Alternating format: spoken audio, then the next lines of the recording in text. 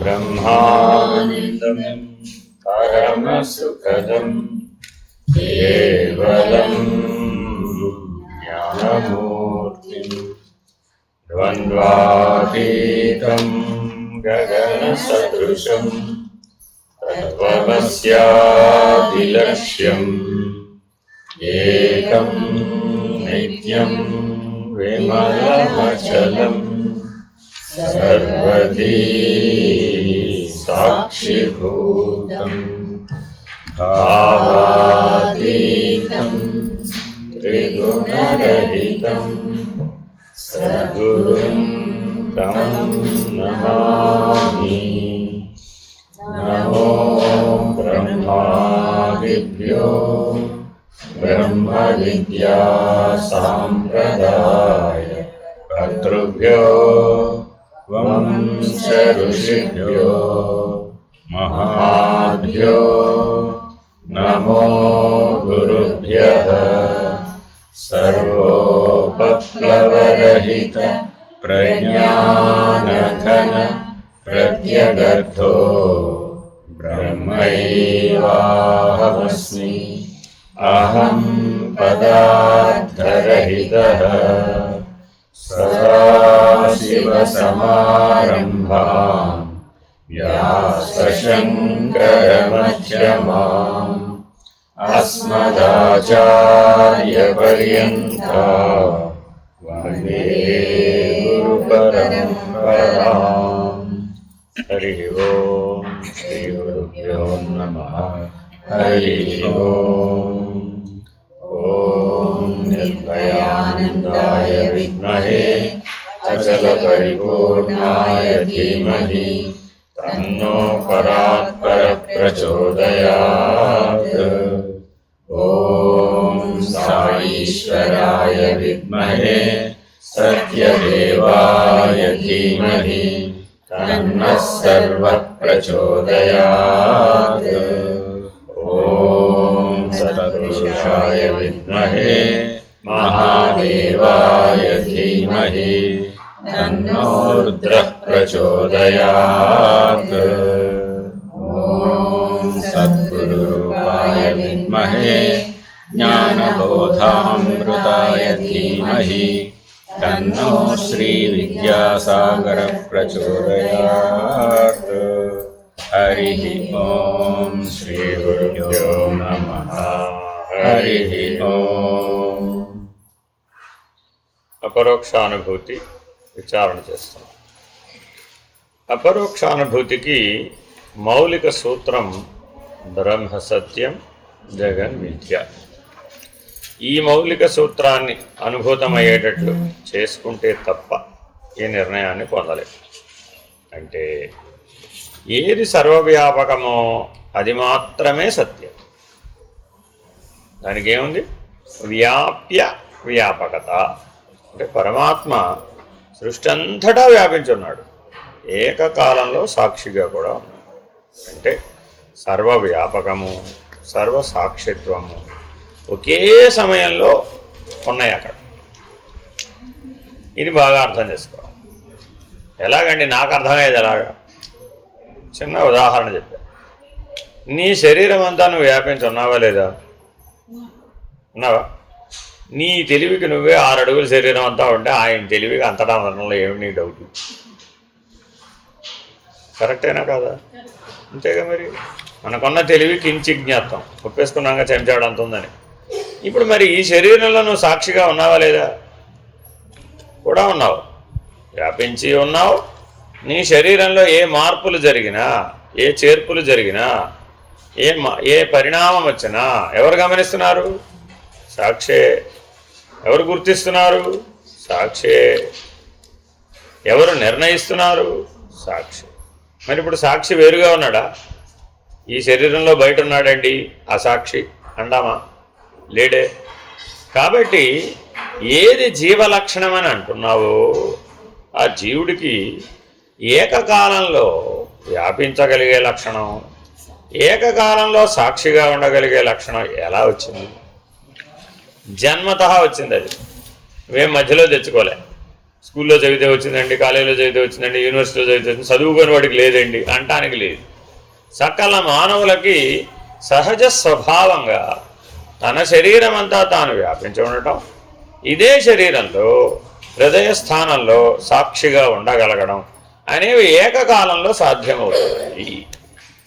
ఈ ఏకకాలంలో సర్వవ్యాపకత సర్వసాక్షిత్వం అనే లక్షణం ఏదైతే ఉందో ఆ లక్షణం బ్రాహ్మీభూతము, అది బ్రహ్మ వస్తువు. అది ఇది అని నిన్న చెప్పాం. మీరు నన్ను అడిగితే ఏం చెప్పారు? అదే ఇది అన్నారా లేదా? ఒప్పుకున్నారా లేదా? మళ్ళీ లేకపోతే వెనకెళ్ళాలి, ఆ చాప్టర్ వెనకెళ్ళాలి మళ్ళా. అదే ఇది అన్నాం కదా, అదే ఇది ఎలా? ఈ లక్షణం చేత. ఇప్పుడు లక్షణ సామ్యాన్ని నిరూపిస్తారండి.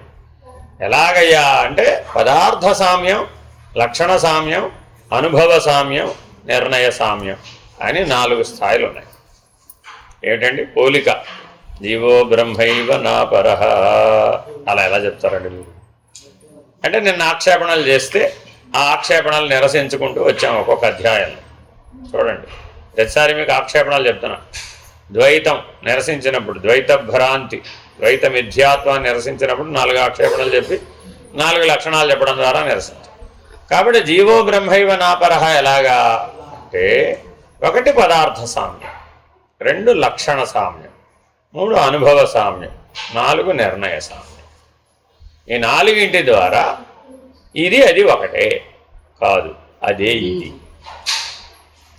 కేర్ఫుల్గా చెప్పాలండి అద్వైతంలో. ఇది అది ఒకటే అనకూడదు. మళ్ళీ 2 మీరు అన్నప్పుడు జీవో బ్రహ్మైవ నాపరహ అన్నారు కదండి, బ్రహ్మో జీవైవ నాపరహ లేదు కదా. ఆహాహా, సంస్కృతం నీకు రాదు కాబట్టి అలా అంటున్నాం. పూర్వపర శబ్దాలలో ఏది ప్రధానంగా చెప్తే, విశేషంగా చెప్తే అదే. పూర్వప్రధానమా పరప్రధానమా, కర్మధారయము అని రకరకాల సమాసాలు విభక్తులు ఉంటాయి. సరే, ఇప్పుడు ఆ వ్యాకరణంతో మీకు అక్కడ.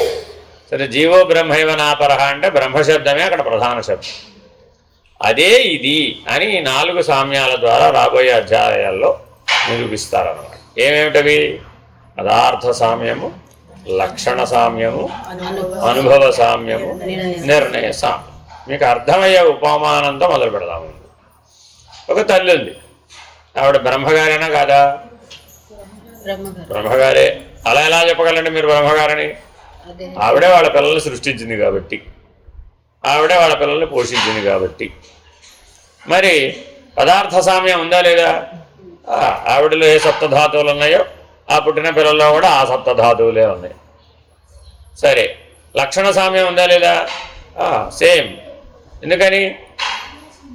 అవే పంచకోశాలు, అవే సప్తధాతువులు, అవే గుణత్రయాలు, అవే శరీరత్రయాలు, అవే తాపత్రయాలు, అవే అన్ని త్రిపుటి అంతా as it is equal to be.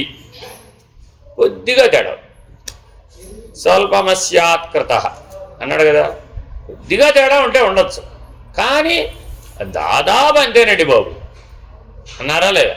ఎలాగా? లక్షణ సామ్యం, పోలికలు. లక్షణం అంటే ఏంటండి? పోలికలు. వాళ్ళ అమ్మని వీడిని చూస్తే వాళ్ళ అమ్మని చూసినట్టే, వాళ్ళ అమ్మని చూస్తే వాడిని చూసినట్టే. బా ప్రింట్ అండి బాబు అంటుంటావా లేదా? ఏమిటది? లక్షణ సామ్యం. అదేనండి. అంటే ఒట్టి ఆకారంలో సరిపోతే ఆ మాట అనం, వాడి వర్తన, వాడి స్వభావం, వాడి ప్రవర్తన కూడా సరిపోయింది. అప్పుడేమన్నాం? అచ్చు బుద్ధుడు దిగిపోయాడు బాబు. వాళ్ళ అమ్మ మాట్లాడంటే మాట్లాడుతున్నాడు రా. వాడి బాడీ లాంగ్వేజ్ కూడా అలాగే ఉంది, వాడి మాట తీరు అలాగే ఉంది, చేత అలాగే ఉంది, జీవనం కూడా అలాగే ఉంది అంటాం. మరి అప్పుడేమైంది? లక్షణ సామ్యం. సరే, 3వది అనుభవ సామ్యం. అనుభవ సామ్యం చెప్పండి చూద్దాం. ఇప్పుడు వాళ్ళ అమ్మగారికి ఏ ఆకర్షణలు ఉన్నాయో వీడికి కూడా అవే ఆకర్షణ. వాళ్ళ అమ్మగారికి ఏ బలహీనతలు ఉన్నాయో వీడికి అవే బలహీనతలు. స్త్రీ పురుష భేదం లేదు అక్కడేమి. అర్థమైందండి? ఎందుకని? ఆవిడికి జీవభావమే, వీడికి జీవభావం. ఆవిడికి అహంకారం అమ్మకారాలే, వీడికి కూడా అదే అహంకారం. ఏం తేడా ఉంది? అనుభవ భేదం, ఏమీ తేడా. అర్థమైందండి? ఇది అనుభవ సామ్యం. నెక్స్ట్ నిర్ణయ సామ్యం. ఆవిడకి 100 సార్లు చెప్పు, ఆవిడ చెప్పింది మనం వినాల్సిందే తప్ప మనం చెప్పింది ఆవిడ వేందాం. ఎందుకని? ఎవరైనా నేను చెప్పింది వినాల్సిందే కానీ నేను ఎవరు చెప్పినా వినాలి, ఆవిడ నిర్ణయం. అదే నిర్ణయ సామ్యం వీడికి వచ్చిందండి. వీడు కూడా ఎవడు చెప్పినా వేండాలి, వాడు చెప్పింది మనం వినాలి. ఏమిటి అసలు నిర్ణయ సామ్యం అంటే ఏంటంటే, నేను పుట్టాను ఒకప్పుడు, గ్యారంటీగా పోతాను. వాళ్ళమ్మకి లేదా నిర్ణయం, అదే వీడికి ఉంది. ఇది నిర్ణయ సామ్యం అంటే. అర్థమైందండి? ఇప్పుడు 4 సరిపోయినా సరిపోలేదు అప్పుడు. కాబట్టి అదే ఇది అంటావా, ఇది అదే అంటావా, అదే ఇది అనాల్సిందే. అర్థమైందండి? కాబట్టి చాలా జాగ్రత్తగా అదే ఇది అనాలంటే 4 పరిశీలించాలట. ఏమిటండి అవి? పదార్థ సామ్యము, లక్షణ సామ్యము, అనుభవ సామ్యము, నిర్ణయ సామ్యం. సరే, ప్రపంచ మిథ్యాత్వం. ఇప్పుడు ఇంకో అంశాన్ని ఎత్తుకున్నాం మనం. ఇంతకు ముందేం చెప్పాం? జగద్బ్రహ్మస్వరూపం. జగత్ అంటే ఏమిటి, ప్రపంచం అంటే ఏమిటి, రెండు ఒకటైనా వేరు వేరు? సాధారణంగా ఒకే దృష్టితో అందరూ అంటుంటారు. సామాన్యులు ఎలా వాడతారంటే, వాడి ప్రపంచం వేరేనండి, వీడి ప్రపంచం వేరేనండి, ఆ ఇద్దరికి జగత్తు మాత్రం ఒకటేనండి అంటారు. అంటే అర్థం ఏంటి? ఏం తెలిసి అన్నాడు ఇప్పుడు అంటే, పంచీకృతమయ్యేదంతా కూడా 5 నానాత్వంతో, అనేకత్వంతో కూడుకున్నదంతా ప్రపంచం. అర్థమేనండి? అదే నీలాగానే జాయతే గచ్చతే ఇది జగత్. నీలాగానే ఆ జగత్తు కూడా పుట్టింది, నీలాగానే అది కూడా ఒక టైం వస్తే పోతుంది. నిర్ణయ సామ్యం ఉంది ఇక్కడ అక్కడ. అలాగే అనుభవ సామ్యం ఉంది, అలాగే లక్షణ సామ్యం ఉంది, అలాగే పదార్థ సామ్యం. ఎక్కడ? జగత్తుకి నీకు. అందుకని జగత్తుని బ్రహ్మమని ముందు నిరూపించేశాం. జీవుడికి అపేక్షంతా ఎవరి మీద ఉంటుంది? జగత్తు మీదే. ఎందుకని జగత్తులో భాగమే ఈ జీవుడు. ఆ పంచభూత సృష్టి లేకపోతే ఈ పాంచభౌతిక దేహం ఎక్కడి నుంచి వచ్చింది? వచ్చే అవకాశం లేదు. ఆ పంచకోశాలు ఎక్కడి నుంచి వచ్చినాయి? రాలేదు. 5 25 ఇంద్రియాలు ఎక్కడి నుంచి వచ్చినాయి? అవి రాలేదు. కాబట్టి మూలమైనటువంటి పంచభూతాలనే జగత్ సృష్టి లేకపోతే ఇవేమీ లేవు, జీవ సృష్టి లేదు. కాబట్టి సృష్టి 2 భాగాలుగా కనబడుతోంది. అంతా చూస్తే ఆ లా ఆఫ్ ది నేచర్ అండి అంటుంటారు. లా ఆఫ్ ది నేచర్ అంటే ప్రకృతి నియమం. ప్రకృతి నియమం అనమాట. అంటే అర్థం ఏంటి? ఏ టైంకి బాల్యం వెళ్ళిపోవాలో ఆ టైంకి వెళ్ళిపోవాలి, ఏ టైంకి యవ్వనం వెళ్ళిపోవాలో ఆ టైంకి వెళ్ళిపోవాలి, ఏ టైంకి కౌమారం వెళ్ళిపోవాలో ఆ టైంకి వెళ్ళిపోవాలి, ఏ టైంకి వృద్ధాప్యం వెళ్ళిపోవాలో అప్పుడు కూడా వెళ్ళిపోవాలి, ఏ టైంకి వీడి శరీరం వదిలి వెళ్ళిపోవాలో ఆ టైంకి వెళ్ళిపోవాలి. ప్రకృతి నియమం. నేను 16 నెలలు తల్లి గర్భంలో ఉంటానండి, కుదరదు నాయన. ప్రకృతి నియమానుసారం నువ్వు 9 నెలలు 9 రోజులు 9 గంటలు 9 నిమిషాలు 9 సెకండ్లకు రావాల్సిందే బయటికి. అదిటే డెలివరీ టైం ముహూర్తం. అలా పెడతారు. తెలుసా మీకు ఎవరికైనా? ఇప్పుడు ఏదో చూస్తున్నారు మీరు, అలా ఏముండదండి. ఒకప్పుడు తల్లి తాను ఎప్పుడు గర్భవతి అయిందో టైంతో సహా చెప్పగలిగే తెలివి కలిగి ఉండేది. అర్థమైందండి? ఇప్పుడు మన తెలివి స్కానింగ్ చూసి చెప్తే తప్ప తెలుసుకోలేని దశకి మన తెలివి పడిపోయింది. అర్థమైందండి? ఒకప్పుడు టెస్టింగ్ కిట్లు గట్రాలు ఏం లేవు. ఆవిడ టెన్షన్గా చెప్పే ఫలానా రోజు ఫలానా టైంకి నేను గర్భవతిని అని ధైర్యంగా నిర్ణయంగా చెప్పేది. దాన్ని బట్టి ఈ లెక్కేసే పని మామగారికి అప్పచెప్పాడు, భర్తకు అప్పచెప్పలేదండి. ఇంట్లో మామగారు లెక్కేసాడట. ఈవిడికి ఇప్పుడు అయితే 9 నెలల 9 రోజుల 9 గంటల 9 ఘడియల 9 విఘడియలు లెక్కేసాడట. ఏంటి పుట్టబోయేవాడు ఎప్పుడు పుడతాడో, అప్పుడు ఏ లగ్నం ఉంది, ఏ నక్షత్రం ఉంది, ఎలా పుడతాడు, వాడికి ఏ శాంతి చేయాలి, ఎప్పుడు కన్ఫర్మ్ అవగానే, కన్సీవ్ అవగానే లెక్క చెప్పేస్తాడట. అదిటా మామగారు అంటే. ఇప్పుడు మామగారు ఎలా ఉన్నాడు? సిజేరియన్ ఆపరేషన్ అయిపోయినాక చెప్పండి స్వామి, అప్పుడు చూద్దాం. ఇప్పుడు రోజు రోజుకి ఏమైపోయింది? మనం యంత్రం మీద ఆధారపడే కొద్దీ మానవ బుద్ధి బలహీనపడిపోతూ వచ్చండి. ఒకప్పుడు మన ఫోన్ నెంబర్లను మనకు గుర్తుండేవా లేదా? ఇప్పుడు ఫోన్ లేకపోతే అసలు ఏ నెంబరు లేదు. నీ నెంబర్ ఏమిటో ఫోన్లో చూసి చెప్తాను, ఆవిడ నెంబర్ కూడా ఆవిడకి తెలియదు. ఇలా క్రమేపీ మనం అభ్యాసాన్ని కనుక వదిలేసినట్లయితే తన గురించి తాను గ్రహించడం అనే అభ్యాసం కూడా పోతుంది. అప్పుడు దీన్ని ఏ గుణం అనాలి మరి? అప్పుడు తమోగుణం అనకపోతే అనాలా వద్దా? అలాగే జగత్తుకి జీవుడికి ఇంత అవినాభావ సంబంధం కనబడుతుంది కదా, అలాగే జీవుడు భావనామయ ప్రపంచంతో కూడా సంబంధాన్ని కలిగి ఉన్నాడు.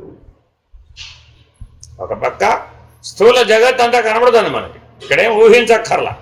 ఇది రాయా కాదా అంటే చూసి చెప్పచ్చు, దానికి ఊహించడం ఎందుకు. ఇది వేప చెట్టు అవునా కాదా చూసి చెప్పచ్చు, తెలుసుకొని చెప్పచ్చు.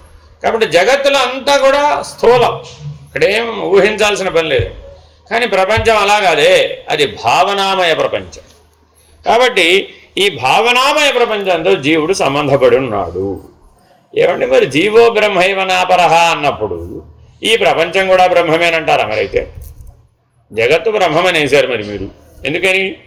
అక్కడ సామ్యాలన్నీ కుదిరినాయి. ఎందుకని? ఆ పంచభూతాలలో ఉన్నటువంటి చైతన్యం ఒకటే, నీలో ఉన్న చైతన్యం కూడా ఒకటే. ఆ సృష్టి అంతా బ్రహ్మ పదార్థంతోనే తయారైంది.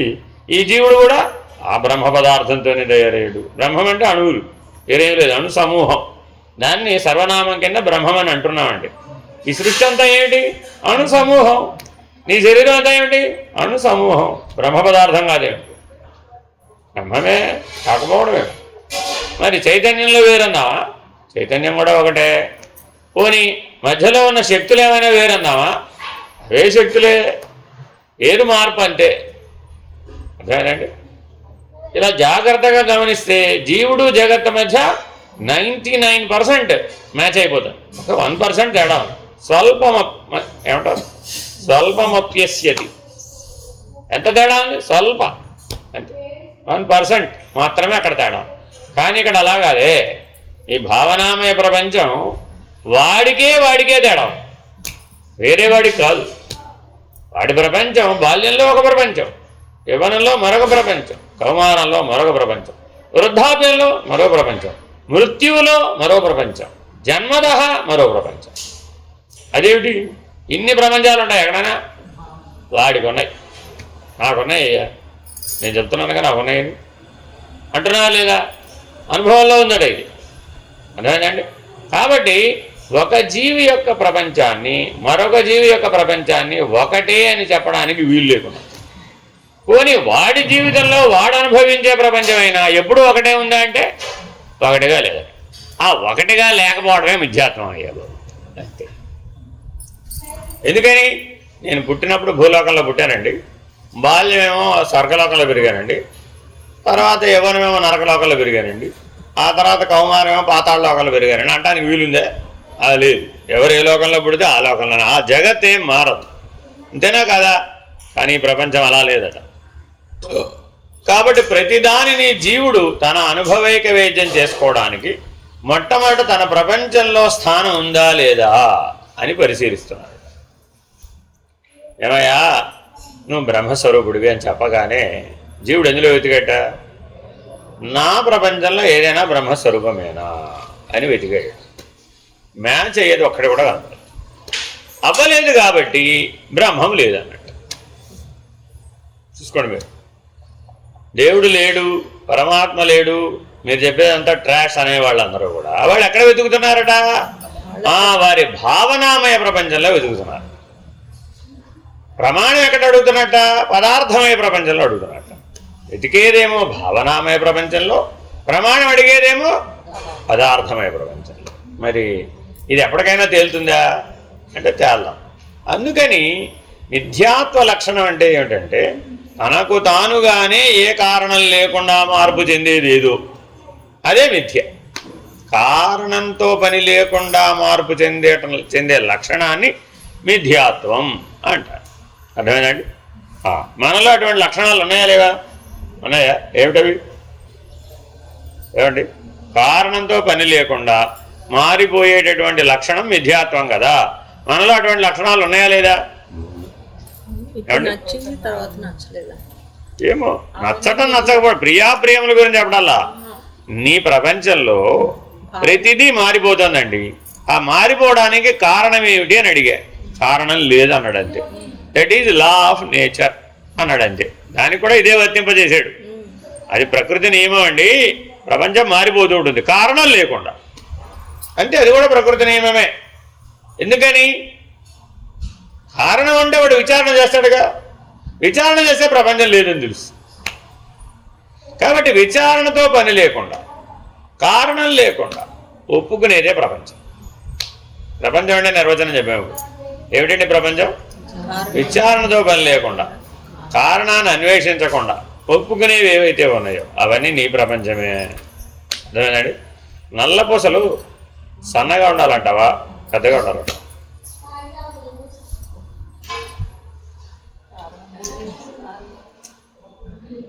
మీ ప్రపంచంలో నల్లపూసలు ఉన్నాయా లేవా? మీ అందరి ప్రపంచంలో నల్లపూసలు ఉన్నాయండి, అవునా కాదా? సన్నగా ఉండాలంటావా, పెద్దగా ఉండాలి? కనబడి ఉండాలి అంతే. ఎంత ఉండాలమ్మా అంటే దారం ఎక్కితే చాలండి బాబు, అంతకంటే ఎందుకు పెద్దది. అత్తగారు ఏముంటుంది, కొంచెం పెద్ద పూసలు వేసుకోమాట. వాళ్ళ అమ్మ ఏముంటుంది, ఎందుకమ్మా బంగారాన్ని డామినేట్ చేసేంత నల్ల పూసలు అక్కర్లేదు. ఆ సన్న తీగ ఎక్కితే అంత పెట్టబోయే చాలు అంతే. మా అమ్మాయి అసలే నల్లగా ఉంది, ఆ నలుపులో నలుపు కలిసిపోతుంది.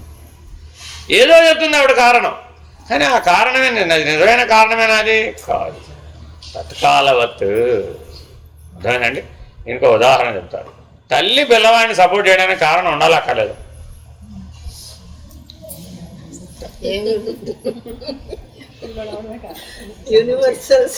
తల్లి పిల్లవాడిని సపోర్ట్ చేయడానికి కారణం ఉండాలా, అక్కర్లేదు. ఎందుకని? ప్రపంచం సింపుల్. అందుకే ఇందాక చెప్పాను, మీకు తెలిసిన దాంట్లో చెప్పండి. మీరు మీ పిల్లల్ని ఎలా సపోర్ట్ చేస్తున్నారు? విచారణ చేయలేదు, కారణం లేదు. ఈ రెండు లేకుండానే మా అబ్బాయి ఏం చెప్తాడు కారణం, అంతే. Universal law. అదేమిటమ్మా, నీకే కాదు, ఫర్ ఆల్ మదర్స్. వీడు వాడడం లేదండి. ఈ ప్రపంచంలో తల్లి అన్న పోస్ట్లో కూర్చున్నటువంటి, ఆ సీట్లో కూర్చున్న ప్రతి వ్యక్తికి కూడా వాళ్ళ పిల్లలు అంటే అంతే, ఓటేసేయటమే అంతే. ఎందుకని అని అడిగాం. ఆవిడ ప్రపంచంలో వాడున్నాడు కాబట్టి. యాజ్ సింపుల్ అది. కాబట్టి ప్రపంచం అంటే అర్థం ఏంటి? విచారించకుండానే, కారణాన్ని అన్వేషించకుండానే ఒప్పుకునేవన్నీ నీ ప్రపంచం. As simple as it. సరే, నీవు పుట్టావని ఒప్పుకుంటున్నావా లేదా? నువ్వు పుట్టావని ఒప్పుకున్నావా లేదా? కావాలంటే నా డేట్ ఆఫ్ బర్త్ సర్టిఫికేట్ చూసుకోండి. ఊరికైనా నడగమాకండి మాటిమాటికి. రోజు వచ్చి నువ్వు పుట్టావా అంటావేమి నాకు అర్థం కాదు. ఒకసారి మా అందరు డేట్ ఆఫ్ బర్త్ సర్టిఫికేట్ మీకు ఇచ్చేస్తాను చూసుకోండి, మాటిమాటికి అడగమాకండి అన్నారు అనుకోండి. అంటే ఇప్పుడు నీ ప్రపంచంలో ఏమున్నట్టు? కొద్దిగా కారణం ఏంటో చెప్పమ్మా. విచారించలేదుగా. కొన్ని విచారణ ఉందా? లేదు. కారణం ఉందా? కాబట్టి పుట్టడం అనేది నీ ప్రపంచంలో భాగం. గుర్తుపెట్టుకోండి, పుట్టడం అనేది దేంట్లో భాగం? ప్రపంచంలో భాగమే తప్ప నువ్వు వాస్తవంగా పుట్టలేదు. ఎంత చాలా జాగ్రత్తగా మైన్యూట్గా పట్టుకున్నట్టు చూడండి, మీకే అర్థమైపోయేటట్టుగా. మీలోనే ఒక లక్షణం ఉంది, నేనేం విచారించరు, కారణం వెతకరు, ఒప్పేసుకుంటారు. ఏమిటది? మీ పిల్లాడు ఏదన్నా చేయనివ్వండి. మీ పిల్లాడు అక్కడికి వెళ్ళి ఒంటి నిండా పేస్ట్ పూసేసుకున్నాడండి. మీరేదో అక్కడ పెట్టిళ్ళారు క్రీమ్, మీరేదో రాసుకున్నారండి, ఫేస్ క్రీమ్ రాసుకున్నారు, వాడు అది చూసాడు. మీరు లేకుండా ఏం చేశారు? మొత్తం వాళ్ళంతా పూసేసుకున్నాడు. ఏం చేస్తారు మీరు వచ్చి? అయ్యో ఎంత పని చేసావురా, కొడతావా వాడిని? ఆహా, పైగా ఏమంటావు? ఓ ఫోటో తీసి జాగ్రత్తగా భద్రం చేసి వాడు పెద్దాడు అయినాక ఎవరైనా ఇట్లా చేసేవరా అని చూపిస్తుంది. ఏమిటి ఆనందదాయకం ఆవిడికి. అర్థమైందండి? ఇంతలో వాళ్ళ నాన్నగారు వచ్చారు, 1000 రూపాయలు క్రీమ్ నిన్నే కొన్నావు. అయ్యో సంపాదిస్తే తెలుస్తుంది నీకు, నీ కొడుకు. అట్లా ఆ విచారణ దేవుడు కనుక చేసేవో చెప్పేవో లేవో ఎవరి అవతలకి ముందుకు నేను పక్క వీడిని బాగు చేయలేక నేను తెప్పలు పడుతున్నాయి, మధ్యలో నీ 1000 రూపాయలు కూడా ఉంటాయి. అంటే ఇక్కడ ఏం కప్పేసింది? ఇప్పుడు ప్రపంచం. ఎప్పటికప్పుడు నిన్నొక ప్రపంచం కప్పివేస్తుంది. అప్పుడు ఆ ప్రపంచం ఉన్నట్టా లేనట్టా? ఉన్నట్టే. తత్కాలవత్ మిథ్యాత్వం. దానికి కారణం ఏమిటి? లేదు. విచారణ చేస్తే అసలు లేదు. అలాగే నీ పుట్టుకని విచారణ చేసాము. ఇప్పుడు ఏ కారణంతో పుట్టావమ్మా? పుట్టిన ప్రతివాడిని వెళ్ళి అడుగు, పుట్టగానే అడుగు పోని. తర్వాత అంటే ఏదో మర్చిపోవడం కోసం వాడు చాలా ప్రపంచంలో పడిపోయాడండి, చాలా మర్చిపోయాడండి. పుట్టగానే అడుగు పోని, అప్పుడు వాడికి చెప్పే శక్తి లేదా? పోనీ పెరిగిన తర్వాత అడుగు. ఇప్పుడేమన్నావు? అప్పుడెప్పుడు ఎప్పుడు అడిగితే చెప్తానా అంటే కాబట్టి మీరు 8 ఏళ్ళకి అడిగినా కుదరదు, 80 ఏళ్ళకి అడిగినా కుదరదు. నాయన నువ్వు పుట్టడానికి కారణం ఏమిటికి అంటే కారణం తెలియకుండానే పుట్టిసాడా అందామా? అలా చెప్పినా అది సూటబుల్ ఆన్సర్గా లేదు. విచారణ చేసి పుట్టాడంట అయితే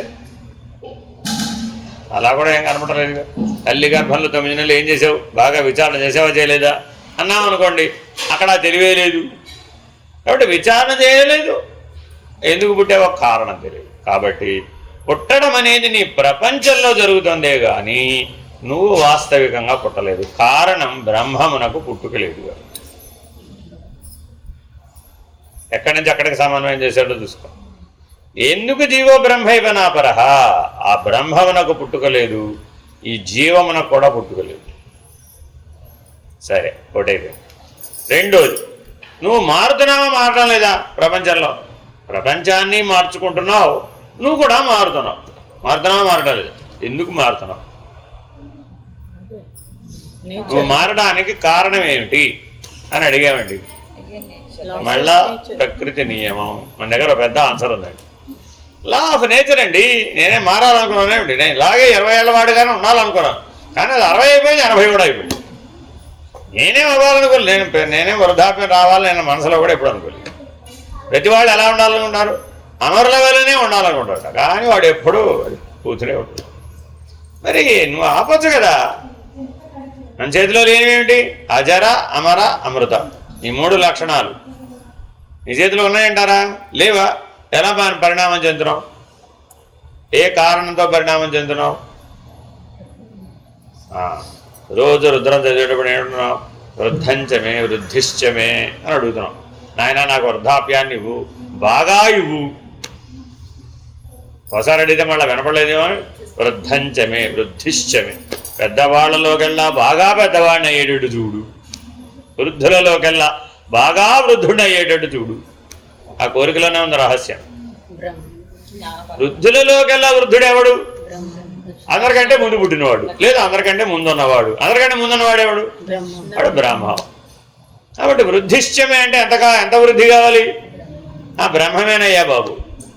కాబట్టి ఇప్పుడు నువ్వెవరవయ్యా? నువ్వు మారటం లేదయ్యా బాబు. నీ ప్రపంచం మారుతున్నట్టు కనబడవచ్చేమో కానీ నువ్వు మారటం లేదు. నీ ప్రపంచంతో సహా నువ్వు మారానని అనుకోవడం భ్రాంతి. నువ్వు మారటం లేదు. నువ్వెక్కడ మారుతున్నావు? నేననే అంటున్నావు. ప్రపంచం మారిపోవచ్చు, క్లాస్మేట్ల ప్రపంచం మారిపోవచ్చు, కాలేజ్ మేట్ల ప్రపంచం మారిపోవచ్చు, ఉద్యోగ మేట్ల ప్రపంచం మారిపోవచ్చు, ఇప్పుడు సత్సంగ మేట్ల ప్రపంచం మారిపోవచ్చు. ఇవాళ ఈ పక్కన కూర్చున్నప్పుడు రేపే పక్కన ఉండకపోవచ్చు. నువ్వు ఎడమేమిటైతే ఆవిడికి నీకేం సంబంధం లేదు. నీ పని నీదే, నీ ప్రయాణం నీదే, నీ పరిణామం నీదే. ఎవరి కోసమా ఎవరు పోవాలా వద్దా? చాలామంది ఎవరన్నా వెళ్ళిపోయిన చోట చూడండి ఏమంటుంటారండి, నేను ఉండలేను బాబోయ్, నేను కూడా నీతో వస్తా, తీసుకుపో. వాడు తీసుకుపోతే వీడు వెళ్ళినట్టు ఆలోచించకుండా మాట్లాడుతున్నాడా లేదా? ఎందుకని? వాడి ప్రపంచంలో వీడు లేడని ఒప్పుకోలేకపోతున్నాడు అంతే. వీడు ఉన్నది ఎప్పుడు అసలు వీడున్నది కరెక్టేనేమిటి అంటే విచారణ ఉందా ఇప్పుడు? ఆ దుఃఖానికి లేదు. విచారణ చేస్తే దుఃఖం ఉందా? లేదు. పోనీ దుఃఖానికి కారణం ఉందా? లేదు. చూడండి, కాబట్టి ఎవరి ప్రపంచంలో అయితే దుఃఖం ఉందో ఆ దుఃఖం మిథ్యాత్వమేనా కాదు. ప్రపంచానుభవం అంతా దేని కింద రాశాం? దుఃఖమే. ఎందుకని? విచారణ చేస్తే ఆ దుఃఖం లేదు, కారణం కూడా లేదు. ఎప్పుడైతే విచారణ చేస్తే అది లేదు, దాని అస్తిత్వం లేదు, దానికి ఉనికి లేదు, దానికి కారణం లేదు, అప్పుడు అది మిథ్యాభూతమని నిర్వచించాలి.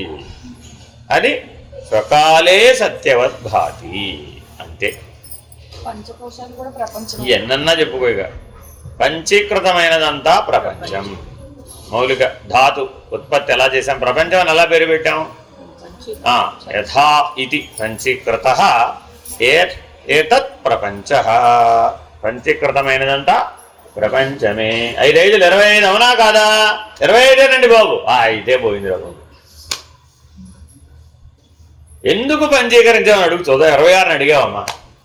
26 ఏమడిగాం? ఎందుకు పంచీకరించావు? కారణం లేదు. కారణం లేదు. ఫస్ట్ పాయింట్ ఎగిరిపోయింది. 2 పంచీకరించే ముందు విచారించవచ్చు కదా, ఎంత అజ్ఞానం వస్తుందని. అప్పుడు 26లోనే ఉంటావు కదా, ఒకటి కిందకు వస్తుంది. 26 ఎందుకు అవుతుంది అసలు? ఒకటే కదా. అది 26 ఒకటే. ఇప్పుడు ఒకటంటే బ్రహ్మం కదా మరి, అది ఇదే కదా మరి. ఇదే అయినప్పుడు అది ఇదైందా? అదే ఇదని నిర్ణయం అయింది. ఇదది అవలా నిర్ణయం చేశాం. కాబట్టి మిథ్యాత్వాన్ని విడిపించడం ద్వారా మిథ్యాత్వం విడిపోతే అప్పుడేమైంది? నిర్ణయం అవుతుంది, లేకపోతే అవ్వదు. Very very important. కాబట్టి ఏదేది మిథ్యాభూతములు ఉన్నాయో వాటిని ఏం చేయాలట? వాటిని ఏం చేయాలి? ఏతత్క్షణమే విడవాలట.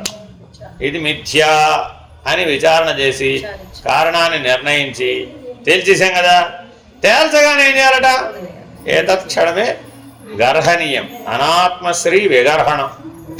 శ్రీ విగర్హణం అట. అంటే అర్థం ఏంటి? తోచిన వెంటనే ఏతత్క్షణమే వదిలిపెట్టాలి. సరే, ఒక్కొక్కటి చూద్దాం. అనుభూతోప్యయం లోకో వ్యవహారక్షమోపి సన్ అసద్రూపో యథా స్వప్న ఉత్తరక్షణ బాధతః. ఒక గొప్ప ఉపదేశం, ఒక గొప్ప సూత్రంతో ప్రారంభిస్తున్నారండి. నాయన, రాత్రి నీకు ప్రపంచ ఆధిపత్యం లభించినట్టుగా కలొచ్చింది. మొత్తం ప్రపంచం మొత్తానికి నువ్వే యజమాని, అధిపతి. నీకు సన్మానం చేశారు, గజారోహణం చేశారు, ఇంకా రకరకాలు అనేక మంది ఊరేగింపులో పాల్గొన్నారు. ఇత్యాదులన్నీ జరిగినట్టు కల వచ్చింది. ఈ కళకు కారణమేమి అని మేలుకొని విచారించాడు. ఏం తెలిసింది? దాని యందున్న ఆసక్తి, అంతే. అర్థమైందండి?